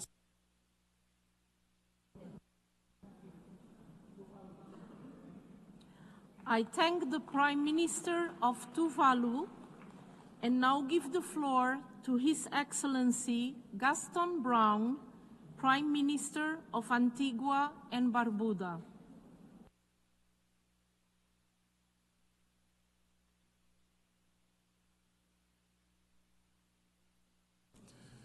Distinguished colleagues, it is an honor to join you as we mark 30 years since Beijing, a moment that ignited a global movement of women's rights. 30 years after Beijing, Antigua and Barbuda has moved steadily from promise to action. We have made significant progress. More women, especially young women, in leadership, more female university graduates than males, elimination of inequities in remuneration, and stronger protections in law. Our government continues to institute programs and measures against gender-based violence and sexual offenses against our women and girls, which collectively remain a global challenge. Gender equity is not only a matter of rights, it is essential for justice, development, and sustainability of families and communities. No nation can reach its full potential when half of its people are held back. Our responsibility is clear: to recommit to Beijing's promises by ensuring equal pay for equal work, protecting women from violence, investing in health and education, and opening doors to leadership. For small states like mine, empowering women is critical to survival and sustainability, because women are at the heart of family, community, economy, and resilience in the face of climate change. Excellencies, the Beijing Declaration is not a relic of the past. It's a living promise. Antigua and Barbuda recommits to accelerating implementation of all Beijing commitments to resource gender equality in work, even amid fiscal constraints, amplifying women's leadership in climate action, finance, and peace building, and building a society where every woman and girl can thrive as equal partner in development. Colleagues, gender equality is not only a moral imperative. It is a prerequisite for sustainable development, justice, and peace. Antigua and Barbuda will stand firm, work harder, and speak louder, because the rights, dignity, and potential of women and girls everywhere must never again be negotiable. Let us therefore act with urgency so that equity becomes equality, and every woman and girl can live free, lead boldly, and achieve full potential. I thank you. I thank the Prime Minister of Antigua and Barbuda and now give the floor to His Excellency Luc Frieden, Prime Minister of the Grand Duchy of Luxembourg.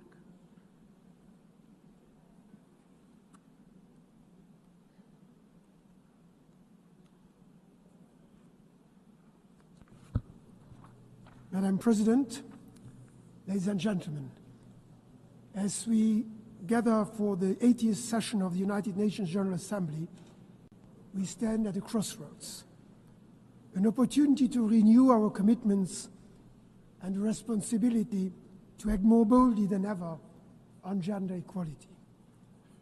Luxembourg aligns wholeheartedly with UN Women's unifying message of urgency, hope, and possibility to advance the Beijing +30 action agenda. My government remains highly committed to foster gender equality and diversity on all levels of society. This year, Luxembourg is renewing several strategic partnerships with UN agencies, providing flexible multi-annual funding to support transformative action. Among these is its strengthened collaboration with UN Women, to whom Luxembourg is doubling its contribution, recognizing that a well-resourced and empowered UN Women is one of the most effective ways to support gender equality and advance the empowerment of women. We recently renewed our Women, Peace and Security Plan to ensure women shape peace, not just survive conflict. Nationally, we prioritize women's economic empowerment, leadership, and protection from domestic violence. I am proud that Luxembourg is celebrated as having one of the lowest gender pay gaps among EU countries. My government has recently adopted 3 national action plans, among which one on equality between women and men, another one on gender-based violence. These plans count over 300 concrete measures that are being implemented together with the civil society. I invite all member states to commit to fully implement the Beijing +30 action agenda with well-resourced national action plans that address violence against women, political participation, access to justice, and elimination of discriminatory laws and practices. For me, gender equality goes beyond policy. It is a personal belief that every daughter should have the same freedom as every son. That is the Luxembourg I'm committed to building and the world we can achieve together. Thank you. I thank the Prime Minister of Luxembourg and now give the floor to Her Majesty Queen Mathilde of the Belgians.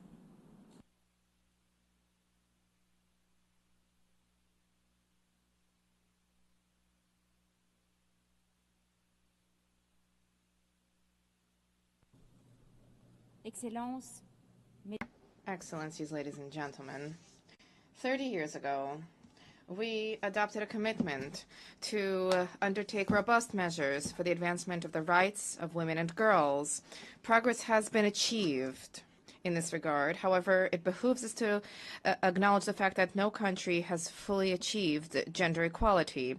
On the contrary, what we have observed are alarming setbacks on matters related to equality and a proliferating crisis which are affecting the rights of women and girls. There is a clear risk that in these difficult, troubled times, the question of equality for all will be cast aside and possibly even deliberately removed from the agenda. For this reason, Belgium cannot allow for progress which has been achieved over the past 3 decades. For this progress to evaporate, we remain fully committed to the Beijing Declaration and Platform for Action, as well as to Agenda 2030. I wish to take this opportunity to highlight two key aspects of particular importance to Belgium. First and foremost, equal participation of women in decision-making. It has been recognized for a long time that women's participation is a prerequisite for the achievement of sustainable and effective and efficient solutions. Security Council Resolution 1325 recognizes thus the importance of the involvement of women in all peace processes and reconciliation efforts. The goal is clear.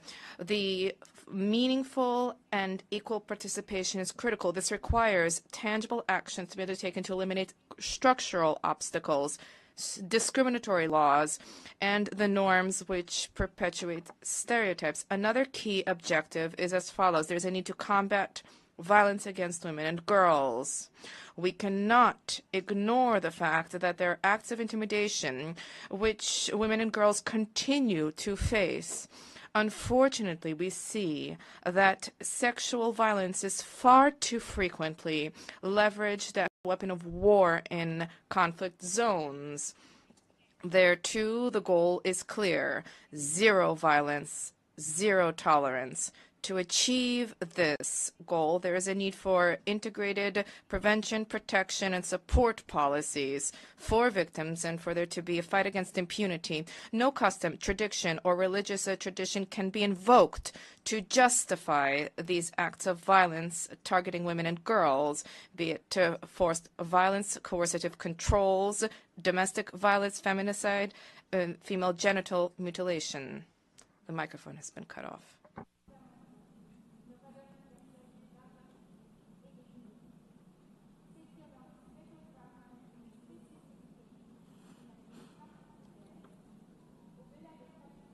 I thank Her Majesty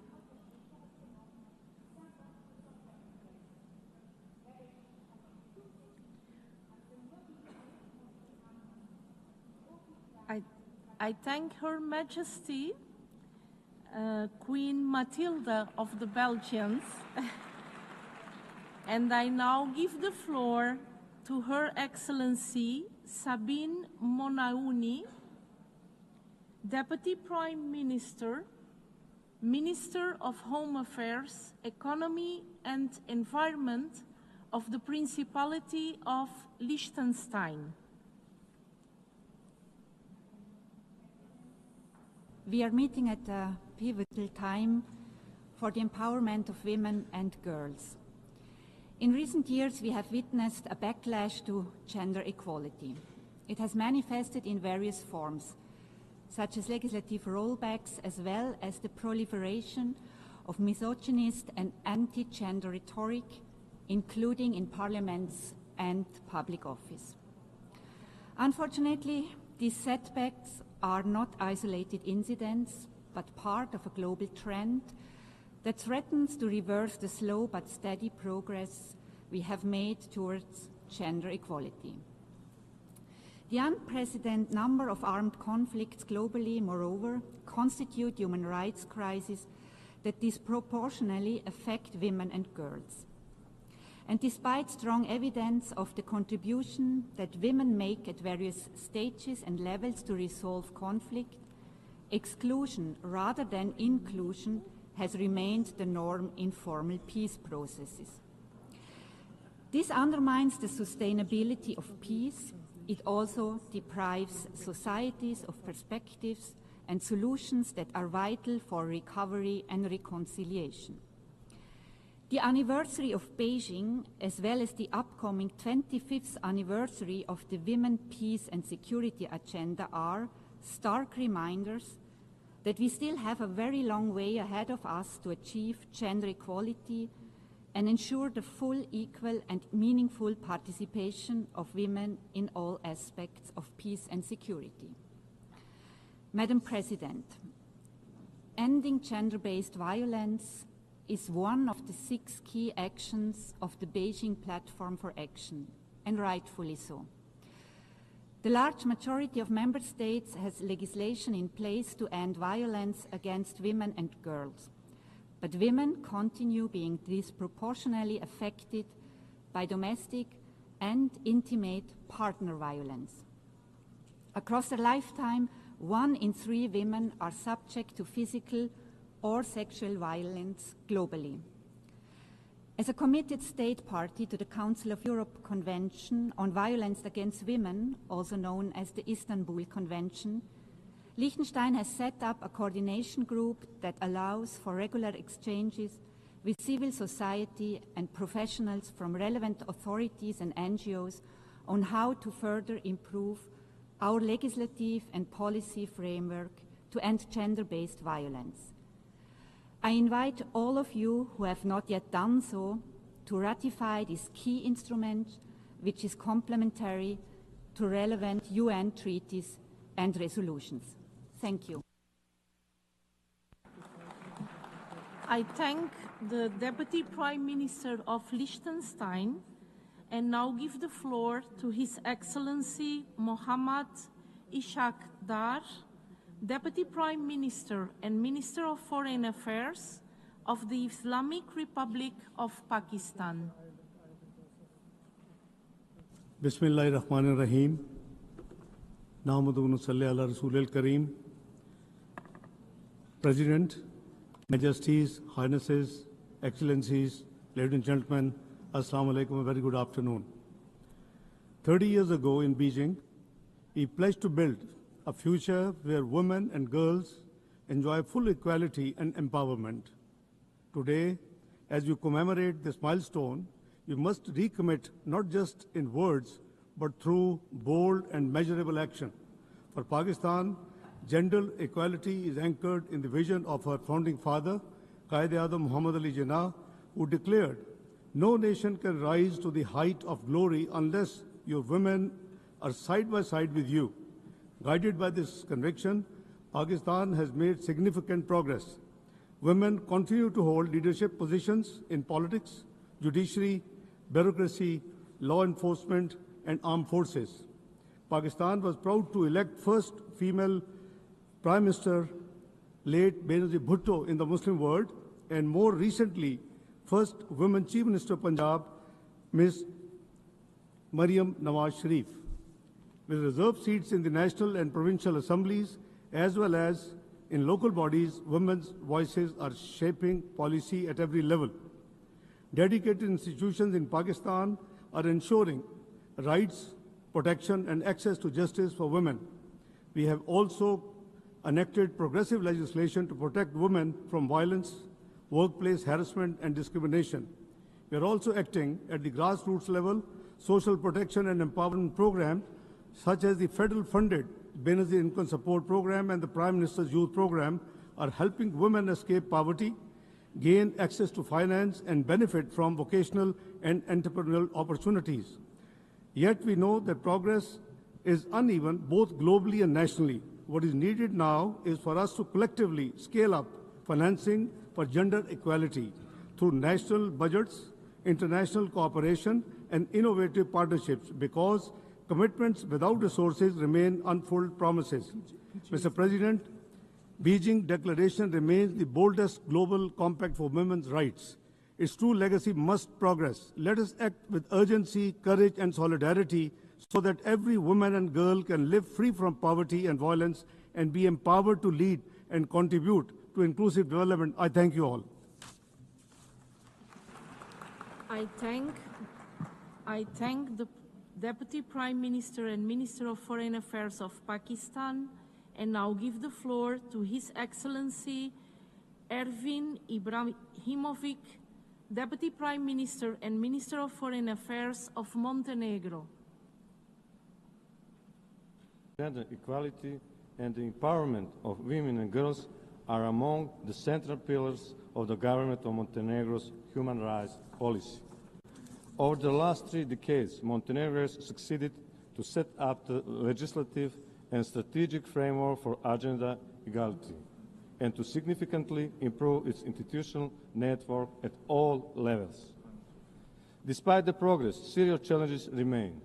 in particular when it comes to the effectiveness in institutional capacities and their efficiency in fighting discrimination, harassment, and hate speech and gender-based violence.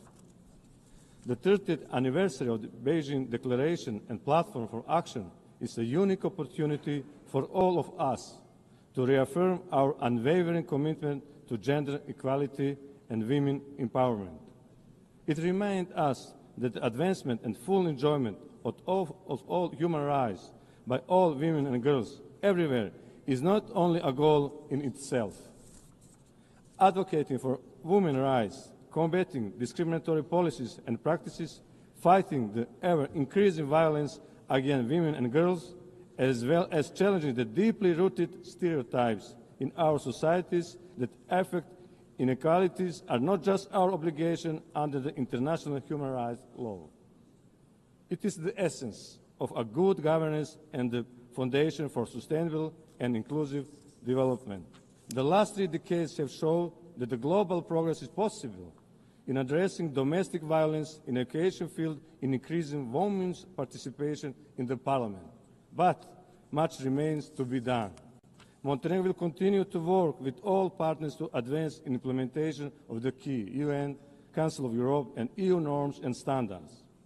We will scale up our effort toward the full and effective implementation of the Beijing Platform for Action, including the Beijing Plus 30 process and the conclusion of the Commission of the Status of Women.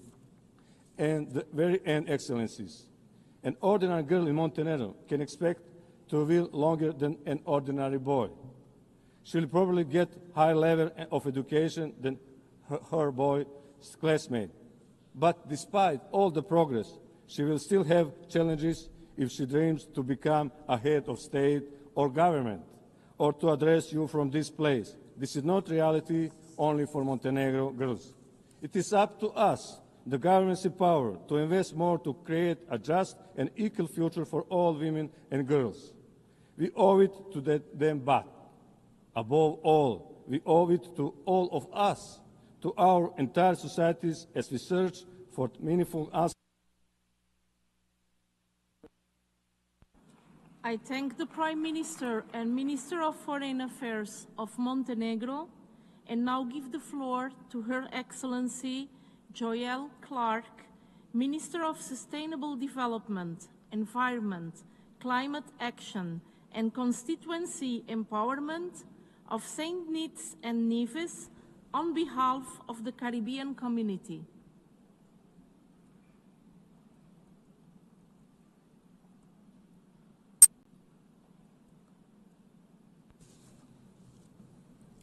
Mr. President, Excellencies, distinguished delegates, St. Kitts and Nevis has the honor to deliver this statement on behalf of the Caribbean community, CARICOM.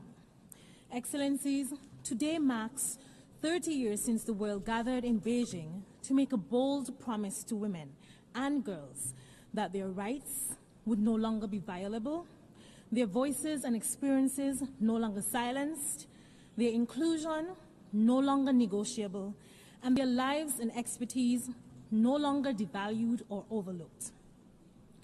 The declaration signaled the international community's political will to serve and honor an undeniable requirement of sustainable development, gender parity. However, 30 years later, if we appraise the delivered outcomes of our actions, we would find clear signs of regression, promises reneged, actions unfulfilled, and the spirit of the declaration underserved. Despite their indispensable roles, women and girls continue to face unequal burdens, limited opportunities, and persistent threats to their safety and autonomy. They are often relegated to the informal sector, underrepresented in political leadership, and disproportionately affected by poverty, climate change, and gender-based violence, realities that are escalated by the climate crisis. Notwithstanding, women and girls, especially in the Caribbean and across small island developing states, remain the fulcrum of our societies. Their stewardship and contributions are the axis which families, communities, and indeed nations turn. Acknowledging this, CARICOM reaffirms its commitment to the full implementation and acceleration of the Beijing Declaration and Platform for Action, the Convention on the Elimination of All Forms of Discrimination against Women, and all other frameworks geared towards the realization of gender equality.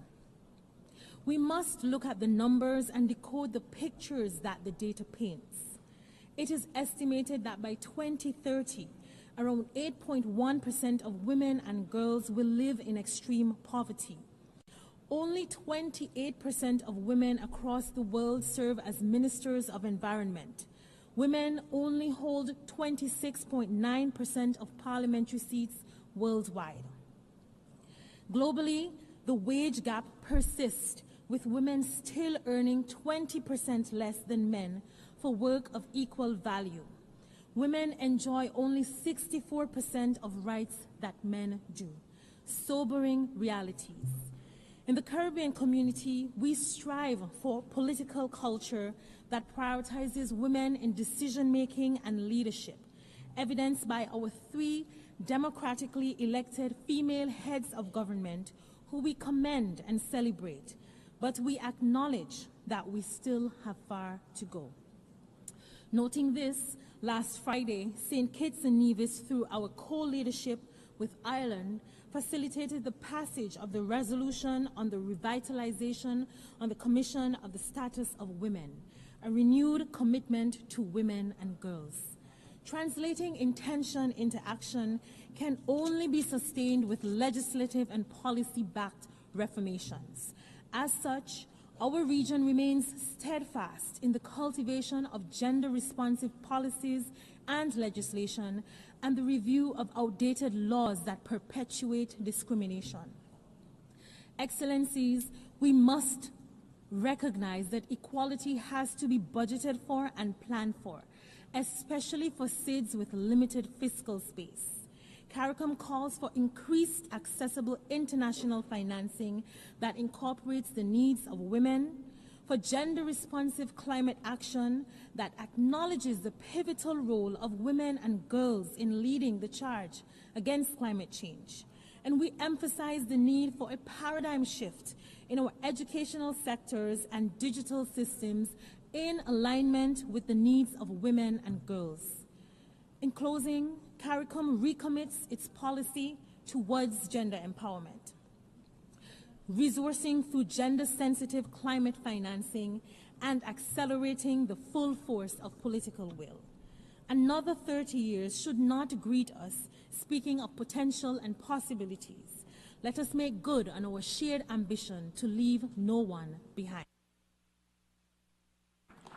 I thank the Minister of St. Kitts and Nevis and now give the floor to Her Excellency Nemat Neme Aoun, First Lady of Lebanon and President of the National Commission for Lebanese Women.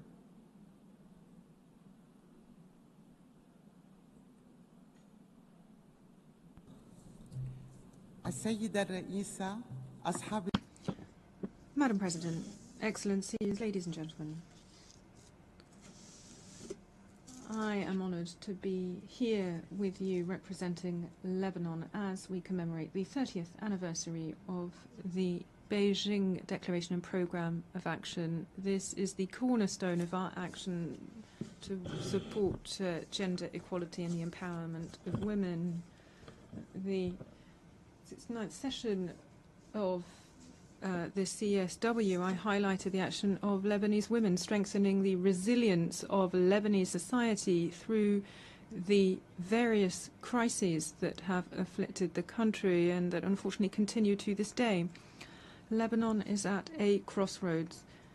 Recovery and stability in my country requires political and economic reform. And this, in turn, requires the empowerment of women and trusting women. Women's role is not just symbolic, it is crucial for restoring peace and prosperity. Lebanon cannot continue to be held hostage by war calculations by the powers surrounding it. The repercussions only exacerbate the ill fortune of the Lebanese, and especially women. In order to overcome all of these obstacles facing women in Lebanon, we must look to our partners. Peace in Lebanon and the end of war in Lebanon means peace in the Middle East. And when we talk about the stability and integrity of Lebanon, we are talking also about the same thing for our neighboring countries. And this is how Lebanese women can achieve stability together and alongside all of the women of the Middle East. And this is why we reinforce their role in our society. There cannot be true sovereignty without women taking control of their own destiny. And there cannot be a true sovereign state without the participation of women in decision-making. Similarly, with economics, women have a right to education, to work, and to equality. Lebanon is committed to the Beijing Declaration. This is how we developed and adopted our second national plan in accordance with the Security Council Resolution 1325. We stand ready to work with all of our partners for the benefit of all women and girls in Lebanon so that they can live in dignity, equality and peace. Among the countries present here, there are Lebanese women here in the audience. Thank you. I thank the First Lady of Lebanon, and I now give the floor to Her Excellency Junko Mihara, related to children, measures for declining birth rate, youth empowerment, and gender equality.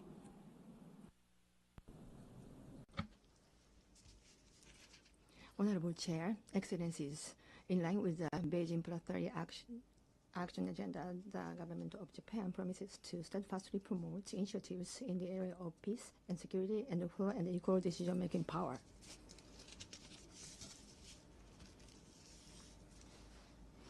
In January of last year, in the wake of the Noto Peninsula earthquake, the doctor opened a women-only rest space in the disaster-stricken area and distributed whistles at shelters to help prevent sexual violences. The doctor is Ms. Masako Negami, an internal medicine physician. As a result of experiencing disasters such as the Great East Japan earthquake, we have learned a great deal regarding the necessary measures from the perspective of women when the disaster strikes.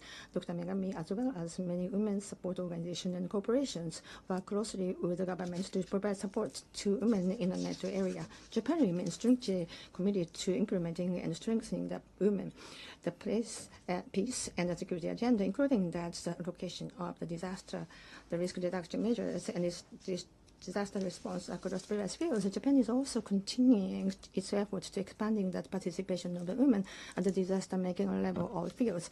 Our chief priority is to foster regions that are attractive to women, whether urban or rural. Accordingly, we revised the Basic Act of Gender Equal Society this year, which has enacted following the Beijing conference. Next spring, we will establish the Japan Gender Equality Promotion Agency as a national center to robustly support the initiatives of the centers of the gender equality located in each region, aims to building the system through all the local stakeholders can engage in make efforts of changing gender stereotypes, biases, and the social norms.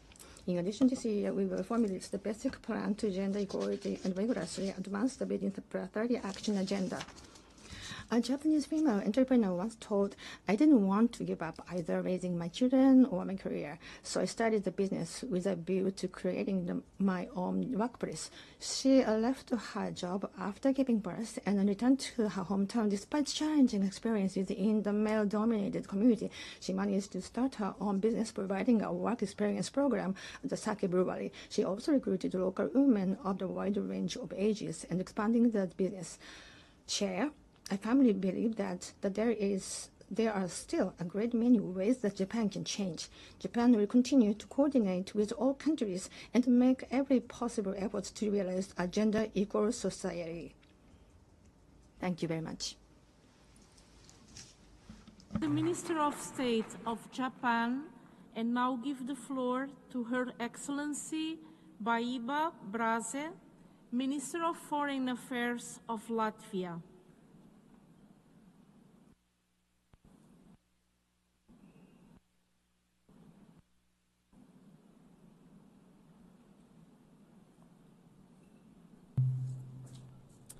Honorable Excellencies, distinguished delegates and participants, esteemed advocates and champions of gender equality, it is my honor to address the General Assembly, especially on an occasion as significant as the 30th anniversary of the 4th World Conference on Women. 30 years ago, a historic commitment to gender equality was made, embodied by the Beijing Declaration. 3 decades of effort have brought significant achievements and equally significant backsliding. In Latvia, we are currently focused on advancing gender equality by ensuring equal rights and opportunities in the labor market and education, but also addressing harmful gender stereotypes and integrating gender perspectives into policy planning. Our 3-year gender equality plan strengthens these commitments, focusing on concrete changes in employment and education, promoting gender mainstreaming across governance, and intensifying efforts to prevent and combat gender-based violence. Latvia is committed to closing the gender pay gap and ensuring equal employment access. We support women entrepreneurs. We promote family-friendly workplace policies and enhance work-life balance. Our focus on increasing women's representation in STEM and leadership role highlights our dedication to breaking barriers. Latvia stands among the global leaders in gender balance in science, with women making up over 50% of our scientists. Also, I would like to highlight the importance of national action plans on women, peace and security, as we are currently developing our 2nd plan. These plans are not just symbolic commitments, but practical tools for turning the WPS agenda into measurable progress on the ground. We encourage all member states to adopt and strengthen their own plans, nationally or regionally, to ensure that meaningful participation of women is at the heart of peace building, conflict prevention and security policy. As an elected member of the UN Security Council for the term 2026-27, Latvia reaffirms our unwavering commitment to advancing the WPS agenda nationally and internationally. Excellencies, Latvia remains a steadfast supporter of the UN's efforts to advance gender equality by committing to multilateral cooperation, continued financial contributions, and mainstreaming gender equality through all policies. Yet, true equality must be reflected within the UN itself. For 79 years, no woman has held the UN top position. We encourage member states.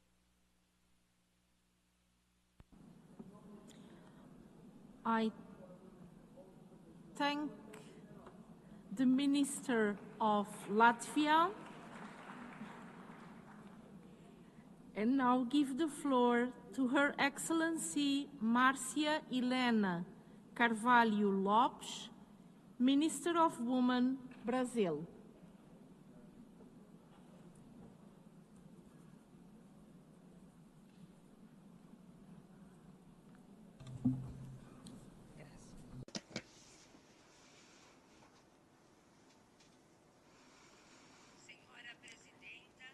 Madam President, ladies and gentlemen, 30 years ago in Beijing, the world stated unequivocally that women's rights are human rights. Today, as we celebrate the Beijing Platform for Action, we reaffirm this commitment, conscious that without gender equality, there can be no true democracy, nor can there be sustainable development. President Luiz Inácio Lula da Silva has reiterated in international forums, Brazil seeks to be an active voice in defense of peace, democracy, and social and climate justice, placing social participation guided by an inclusive perspective at the center of the political debate, a perspective including Afro-descendant populations, native peoples, communities of the waters, fields and forests, migrants, LGBTQA+, individuals, youth, children, adolescents, the elderly, and persons with disabilities. It is in this spirit that I bring Brazil's contribution to this high-level meeting. Brazil has been giving concrete expression to the Beijing Platform for Action. I highlight the equal pay law enacted by President Lula, which ensures transparency and equal remuneration between men and women. I also various policies to confront gender-based violence, to promote women's economic empowerment, and to build the national care policy, pillars of our contemporary response to Beijing's 12 areas of concern. Brazil also announces as one of its actions under the framework of Beijing Plus 30 its commitment to a protocol for responding to women in climate emergencies and disasters, developed in partnership with UN Women Brazil and within the context of Brazil's presidency of COP30. This protocol integrates the gender perspective in every stage of emergency and disaster management, from prevention to reconstruction, to ensure equitable, inclusive, and effective responses. It is anchored in national experiences and in the successful South-South cooperation. Ladies and gentlemen, the 30th anniversary of Beijing is more than a celebration. It is a call to action. Brazil reaffirms its commitment to advancing through multilateral cooperation toward a society without hunger, racism that is just, sovereign, and democratic.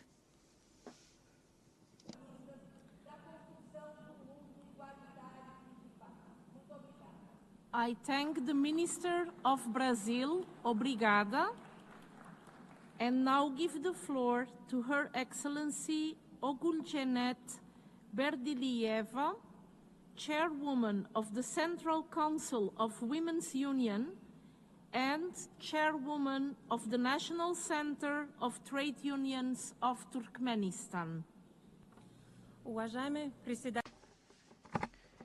Distinguished delegates, ladies and gentlemen, first and foremost, I wish to extend my genuine gratitude to the organizers for having convened this high-level meeting to dedicate an important milestone, the 30th anniversary of the Fourth World Conference on the Status of Women. This is a conference which was held in 1995 in Beijing. It became a milestone in advancement of equality between men and women and reinforcement of the rights of women as an integral component of human rights. 30 years have elapsed, and we can note with pride that significant success has been achieved. But at the same time, we also see that the agenda which has been enshrined in the Beijing Declaration and Platform of Action remains relevant today. Turkmenistan is guided by the policy of our deeply respected president. We attribute significance to the establishment of conditions for women and girls to fully harness their potential and to ensure that they can fully participate in social, political, and economic life of the country. The Union of Women of Turkmenistan is a key civic organization bringing together women of various generations and professions, and it contributes to national and international obligations in the area of gender equality being made a reality. We have legal institutional mechanisms to protect the rights of women, to support mothers and children, to develop women's entrepreneurship initiatives and expand opportunities for education and vocational training. Particular attention is paid to women, to young people and girls, for they determine the future. Turkmenistan firmly believes that investments in education, healthcare, and leadership qualities of girls and women represents an investment in sustainable development of society and prosperity for all of humankind. Today, we have an opportunity to exchange best practices and to pool efforts to achieve the sustainable development agenda for the period up until 2030.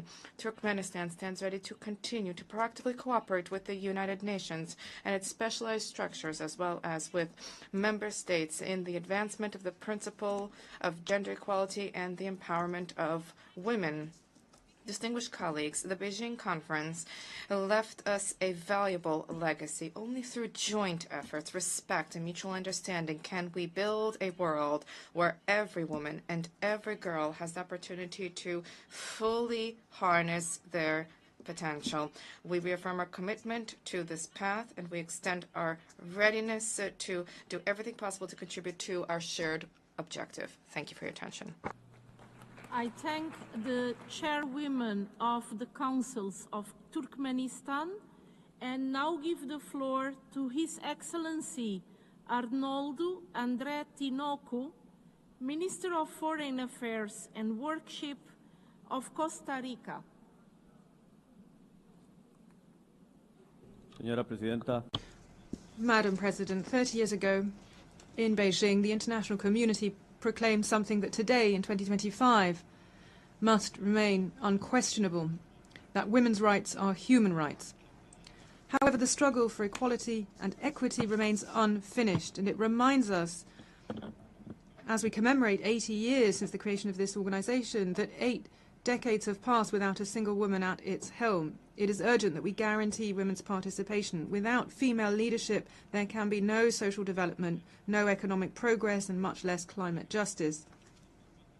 At the COP28, only 34% of delegations were made up of women, and less than 20% of these delegations were led by women. Costa Rica is committed to strengthening Pillar 6 of Beijing Plus 30 and highlights its national gender and climate change plan. As a pioneer in promoting female leadership and dialogue in environmental governance and the transition to sustainable economies. Similarly, it is essential that we eradicate violence against women, a global crisis that will affect 1 in 3 women around the world. The CSW69 political declaration facilitated by Costa Rica and Cabo Verde underscored the need to ensure safe environments free from domestic violence, online violence, harassment, and sexual violence, especially in the context of armed conflict. In this regard, my country reaffirms its commitment to Pillar 3 of Beijing Plus 30, zero violence, and we will strengthen access to comprehensive care and protection services in rural and indigenous areas. Madam President, Costa Rica urges member states to renew their national commitments and to align their actions with the global commitments and to support the CSW call for the next Secretary General of the United Nations to be a woman. I thank you. I thank the Minister of Costa Rica and now give the floor to Her Excellency Butaina bint Ali Al-Jabr Al-Nuaimi, Minister of Social Development and Family of Qatar.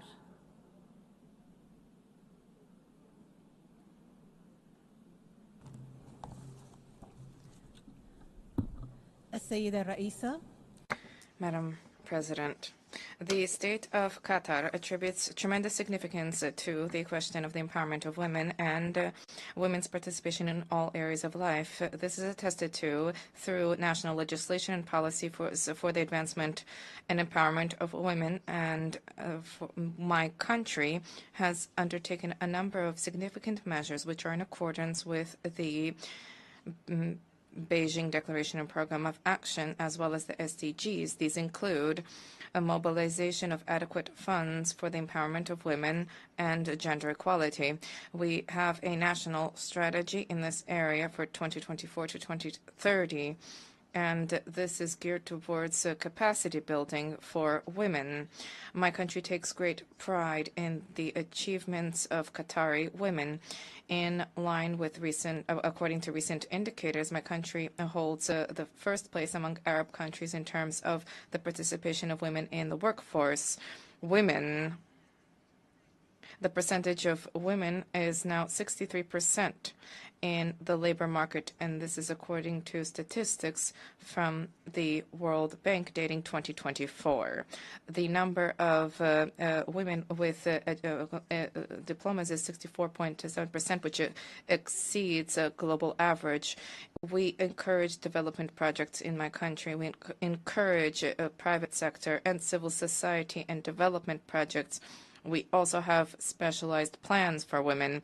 My country has extended multi-annual support for UN Women to the tune of $2.2 million for the period 2024 to 2026. Madam President, as we prepare to hold the World Summit on Social Development in 2025, on the second World Summit for Social Development, that being the theme, it is our pleasure to host this event. We are certain that this will present an opportunity to achieve transformative progress for the empowerment of women and their role to build upon social progress that has been achieved and to build a better world. Unfortunately, Madam President, we are bearing witness to violations of the rights of women and girls, particularly in conflict-affected areas. The Palestinian-occupied Palestinian territory is an example of this. Qatar will continue to maintain a commitment to undertake effort to promote security and stability in the region. We shall continue our efforts for our fraternal Palestinian people. To conclude, we are certain that the Beijing Declaration and Program of Action are closely linked to the status of women and our source of inspiration. Thank you. The Minister of Qatar, and now give the floor to Her Excellency Agnes Na Momo Lartey, Minister of Gender, Children and Social Protection of Ghana.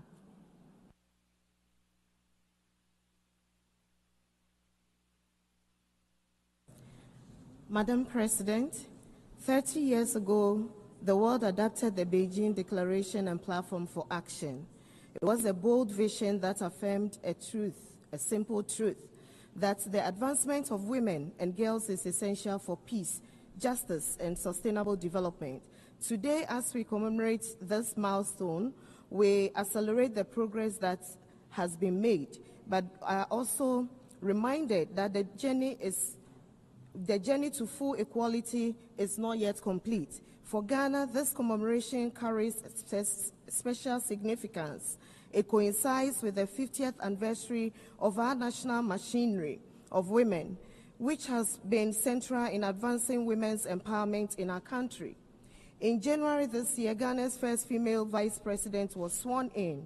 This is a breakthrough moment that reflects our determination to ensure women's voices are heard at the highest level of governance. Over the years, Ghana has continued to strengthen its legal and policy framework. We enacted the Affirmative Action Act in 2024 and adopted a new gender policy that will guide our efforts from 2025 to 2035. We have reinforced protection systems through the Domestic Violence and Victim Support Unit of the Ghana Police Service. Equally, of importance is our focus on economic empowerment. Programs such as the Livelihood Empowerment Against Poverty, the School Feeding Program, and microfinance, small loan centers support women entrepreneurs, opening doors for women across communities.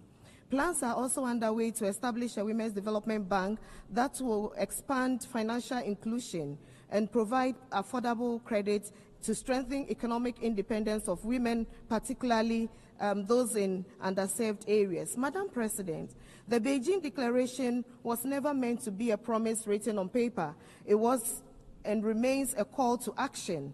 To mark the 30 years is not simply to look back with pride. It is to recommit with urgency. Our task now is to remove the remaining barriers, give women and girls equal voices and opportunity to ensure that progress we've made are irreversible. This commemoration must be more than remembrance. It must be renewal and it must be action, because when women rise, nations rise, and with them, humanity is lifted. In conclusion, Ghana stands firm in its commitment to a future where no woman or girl is left behind. I thank you. I thank the Minister of Ghana and now give the floor to Her Excellency Marie-Nour Özdemir Göktaş, Minister of Family and Social Services of Turkey.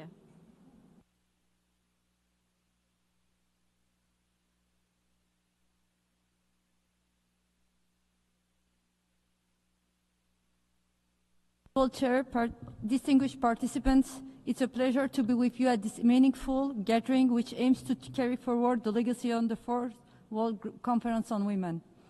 There is no doubt that the Beijing Declaration and Platform for Action has been a global commitment beyond its time. This commitment reminds us that equality, justice, and peace in our societies can be achieved only through the empowerment of women.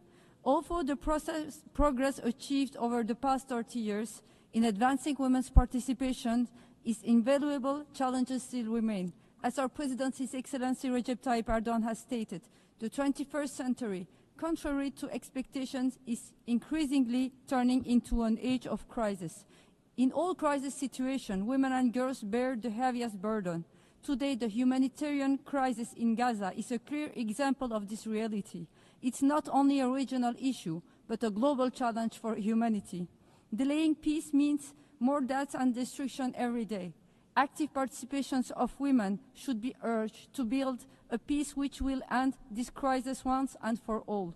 On this occasion, I'll call upon all countries to take immediate and effective action to end the humanitarian crisis in Gaza and to safeguard the right to life of all women and children.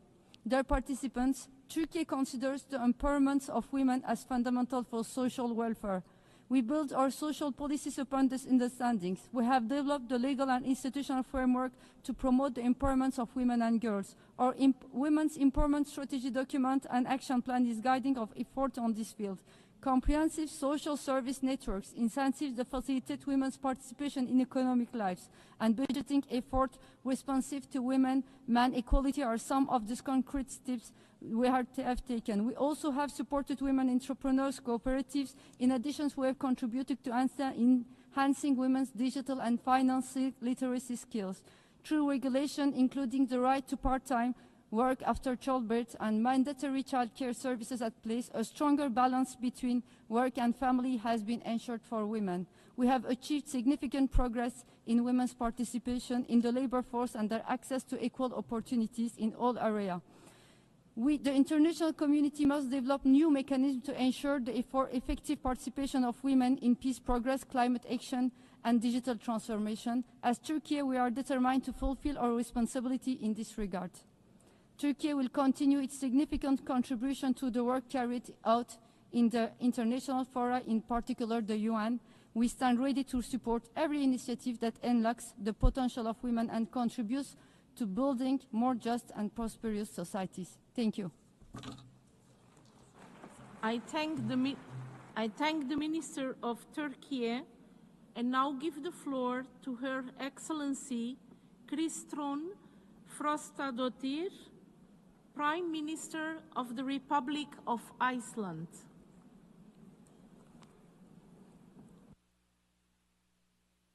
Excellencies, 30 years after the historic Beijing Conference and its groundbreaking declaration and platform for action, our commitments to full gender equality have yet to be fulfilled. We have made progress, but a gap remains between and within societies.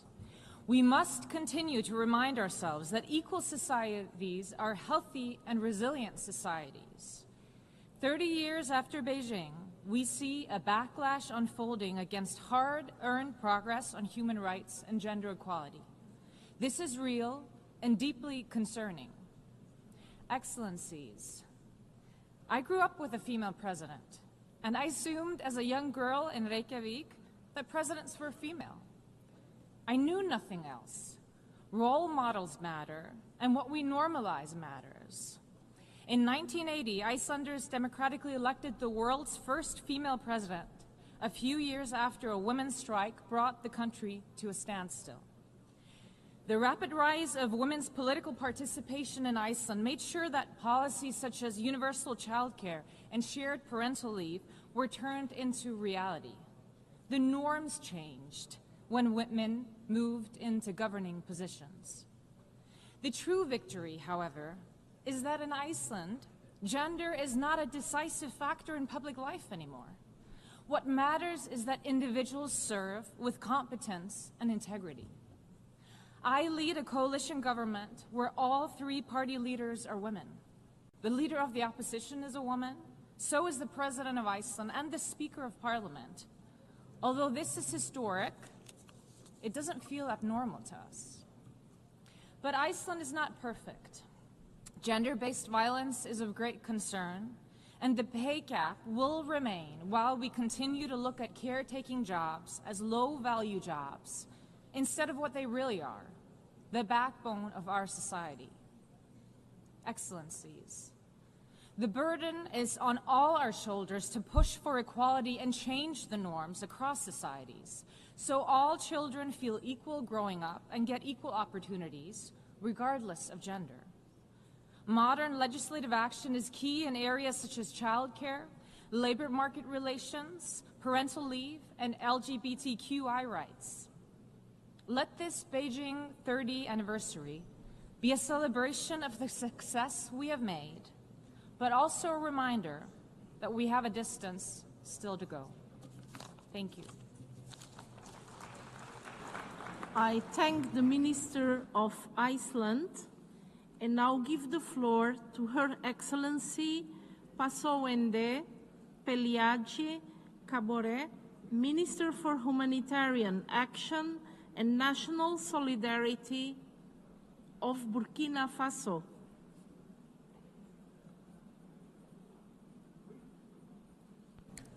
Madame la Présidente, Madam President, distinguished delegates, in line with the Beijing Programme for Action, Burkina Faso has embarked on structural reforms with a view to sustainably improving living conditions, and especially those of women. This commitment led us to strengthen the legal and institutional framework, as well as initiatives aimed at the socio-economic empowerment of women and ensuring their full participation in decision-making. Our actions have resulted in significant progress. For instance, in the area of education, there has been a significant increase in girls' enrollment rates across the board, with a growing number of women in higher education. In terms of health, free maternal health care services, an increase in the rate of assisted deliveries going from 83% to 92% between 2015 and 2023, as well as a subsidy for the treatment of women's cancer, have contributed to a significant drop in maternal mortality. In addition, the distances that need to be covered to access healthcare centres have been reduced. In terms of economic empowerment, our focus was better inclusion of women and girls in the agricultural and financial sectors. Women in these areas have thus benefited from public financing at preferential rates, covering at least 30% of the agricultural areas newly developed by the state. Between 2020 and 2024, more than 500,000 women benefited from loans from the Support Fund for Women's Income-Generating Activities for a total amount estimated at nearly $200 million. In governance, women's representation in Parliament and other decision-making bodies has improved significantly. Madam President, despite the efforts and the undeniable achievements, many challenges remain, especially due to the very difficult security context and the resulting forced displacement of populations.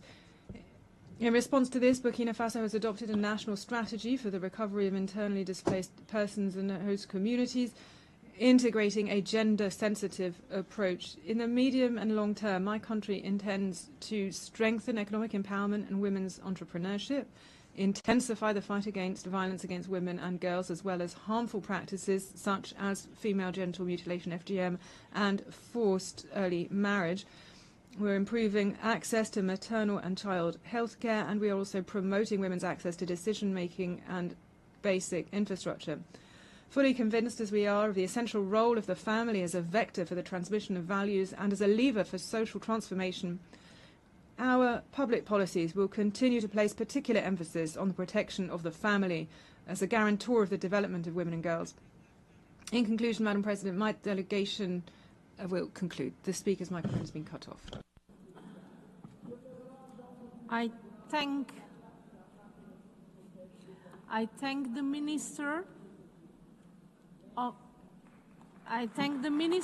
Burkina Faso and now give the floor to Her Excellency Sean Sobers, Minister of Foreign Affairs and CARICOM Affairs of Trinidad and Tobago.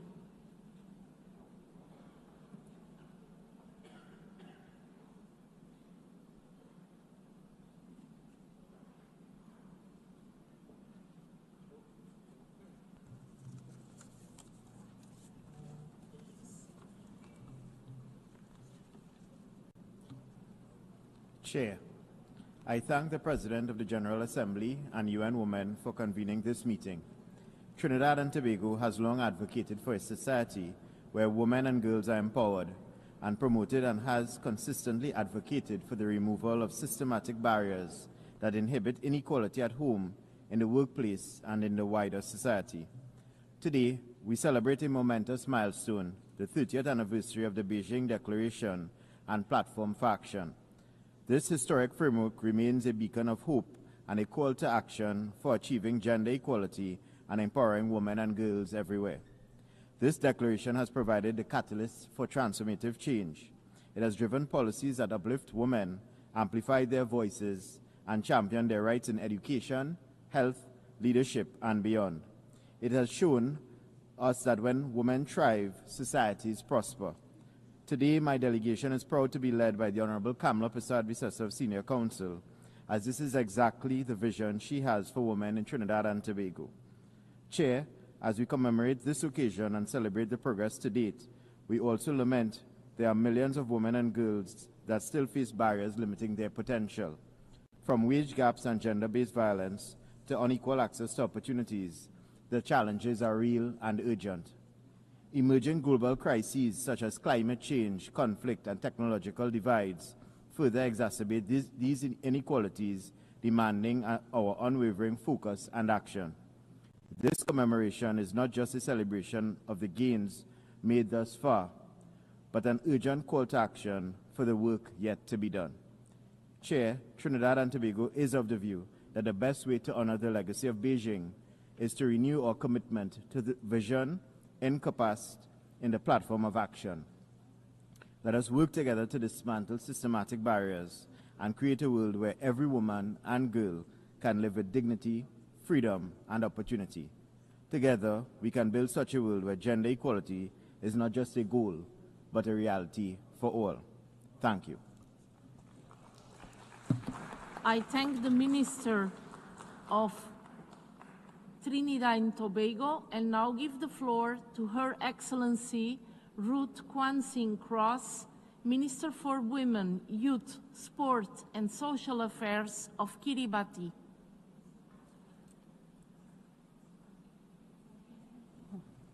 Thank you, Madam Chair. Madam President, Excellencies and distinguished delegates, may I extend warm Pacific greetings from the beautiful islands of Kiribati to the commemoration of 8 decades of achievements since the founding of the United Nations. As we mark 30 years of the Beijing Platform for Action, we echo sentiments shared by His Excellency Jeremiah Manele, Prime Minister of the Solomon Islands and Chair of the Pacific Islands Forum. As one blue Pacific continent, we stand united in strength and diversity, championing gender equality and social inclusion as core values of our shared identity. We know that Pacific women are not just shaping change, we are delivering it. Kiribati has crafted national policies and frameworks aimed at mainstreaming gender-responsive approaches across all sectors. We have taken decisive steps to institutionalize gender-responsive budgeting to ensure financial resources are allocated effectively, bolstering the capacity of our gender machinery to deliver meaningful results through economic empowerment. Through these mechanisms and more, we remain resolute in our shared commitment to eradicate the scourge of gender-based violence. We are encouraged by promising trends in Kiribati of increased representation of women in local governance, the public sector, and the judiciary. I stand here as one of 2 women ministers out of 5 women MPs to acknowledge that 10% is progress. All gains are a testament to the determination of Pacific women and a changing narrative that recognizes women not just as contributors, but as key to the Pacific's evolution and progress. Today, we reaffirm our call for stronger international solidarity to accelerate the full implementation of the Beijing Platform for Action. We urge the prioritization and scaling up of financial and technical assistance to support gender-responsive budgeting. We also call for enhanced knowledge sharing and capacity building, particularly to strengthen data collection and analysis tools that are vital for evidence-based policymaking. Given the disproportionate impacts of climate change on frontline countries like Kiribati, direct access to gender-responsive climate finance is imperative to effectively address the unique challenges that we face. Prioritizing women's economic empowerment in climate action is essential to building self-reliance and resilience in the face of climate impacts that disproportionately affect women and girls. Madam President, we recommit to ensuring the promises made are fulfilled to ensure women and children no longer bear the burden of unmet commitments. Kiribati stands ready to work better together with all partners to ensure the vision of Beijing is a promise that women and girls in all their diversity are empowered to live in peace, security, and I thank the Minister of Kiribati and now give the floor to His Excellency Thani Mohamed Soilihi, Minister for la Francophonie and International Partnerships of France.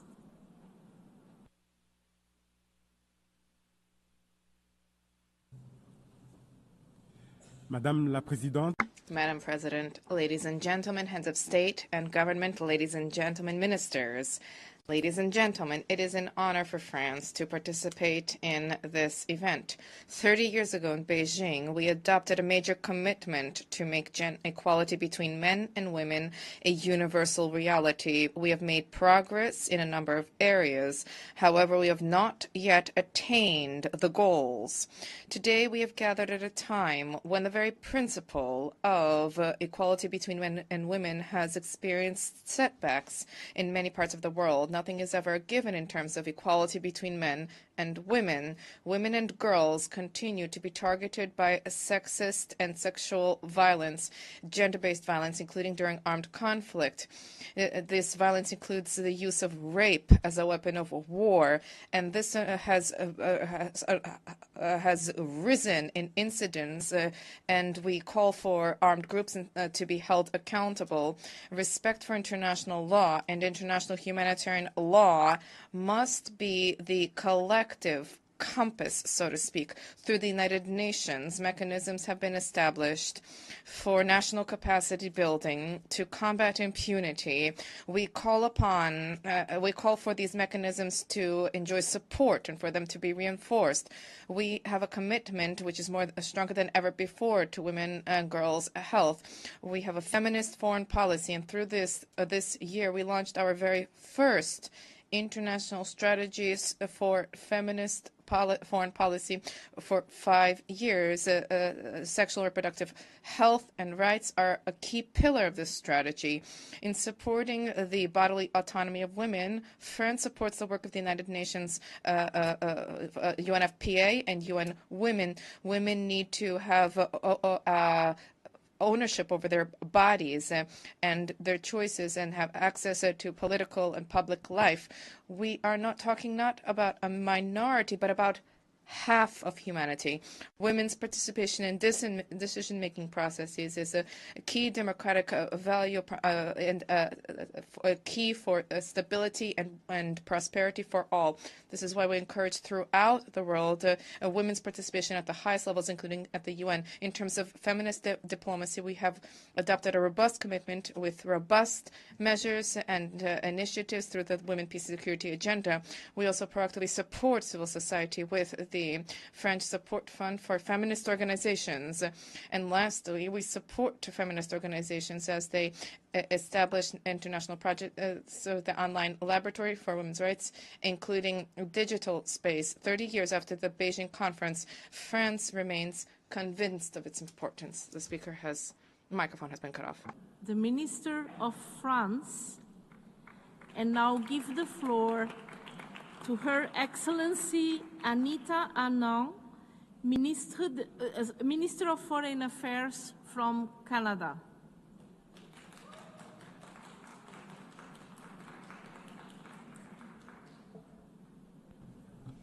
Bonjour, mes amis. Good afternoon, friends. We mark 30 years since the world came together in Beijing for the 4th World Conference on Women, where the world adopted the most ambitious blueprint ever for advancing the rights of women and girls. As we reflect on that moment, let us remember, l'égalité entre les femmes et les hommes n'est pas un luxe, mais une Equality between men and women is not a luxury, but a necessity for our societies. optional. It is essential. For me, this anniversary is deeply personal. I stand on the shoulders of my mother, an immigrant woman and medical doctor from India, who came to a small rural town in Nova Scotia, Canada in the 1960s. In a place where few looked like her, she had to prove herself again and again. She raised 3 daughters to be strong, to work hard, to support each other, and to keep trying even in the most adverse circumstances. She lived the spirit of Beijing long before 1995. She believed in education, in health, and in the power of women to transform their communities. But my mother did not stand alone. My father believed in her and in us, his 3 daughters. He supported us as we pursued our paths as women and as professionals, never doubting that our ambitions were valid, our talents real, and our futures worth investing in. His example showed us that gender equality is not only a woman's cause, it is a shared responsibility. We have made progress since Beijing, more women in leadership, stronger protections, better health outcomes. Yet women today still have to work twice as hard, to walk twice as far, to speak twice as loud, and to prove themselves twice over just to be seen, heard, and valued equally. Progress has not erased prejudice, and equality is still too often conditional. 30 years on, the message of Beijing calls us to act, to invest in women and girls, to change the norms that hold them back, and to ensure that no one is left behind. Aujourd'hui, j'honore. Today, I honor the pathway of my parents in reaffirming our commitment. Equality is not a delayed dream. It is a pledge that we must honor. I thank you. I thank the Minister of Canada. Excellencies, distinguished participants. Oh, sorry. One more. Oh, I'm sorry. I now give the floor to Her Excellency Kamina Johnson-Smith, Minister of Foreign Affairs and Foreign Trade of Jamaica.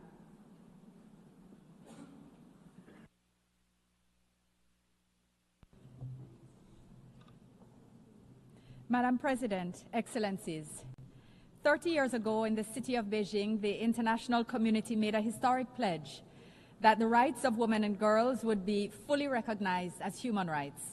We resolved to ensure that gender equality would be prioritized as central to peace, development, and democracy. Today, Jamaica stands proudly in reaffirming that commitment, determined to accelerate progress and to ensure that no woman or girl is left behind. Since 1995, Jamaica has moved to strengthen its national gender architecture. Our transition from a small women's affairs desk to a fully established Bureau of Gender Affairs is testament to this. Our overarching gender mainstreaming program is supported by specialized units addressing policy and research matters, sexual harassment, gender-based violence, provision of regional counseling and referrals, male engagement, and socioeconomic empowerment. Over the past 5 years in particular, we've enacted landmark legislation and implemented robust policies to advance gender equality, including stronger protection against domestic violence and sexual harassment. Our National Strategic Action Plan to eliminate gender-based violence in Jamaica for the period 2017 to 2027 has facilitated specific outcomes, and these include the establishment of government-run shelters, a national shelter unit, and a 24-hour gender-based violence helpline. We've also strengthened women's political leadership. Today, 30% of our parliamentarians and 1/4 of our cabinet are women. The establishment of a bicameral caucus of women parliamentarians, a historic all-female sitting of Parliament, and the fact that our judiciary at all levels now is comprised of primarily women, all stand as powerful symbols of Jamaica's belief in action that women must play an integral role in all aspects of leadership. Jamaica also remains active in fostering initiatives to amplify the voices of women, including in global diplomacy.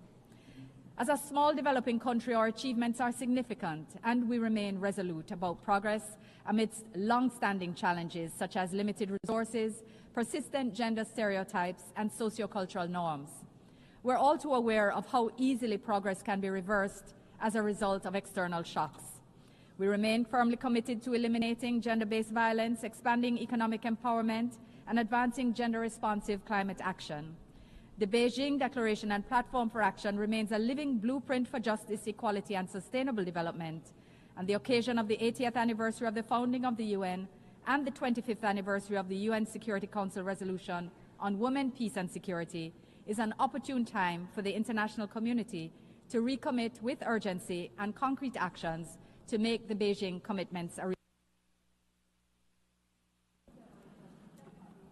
I thank the Minister of Jamaica.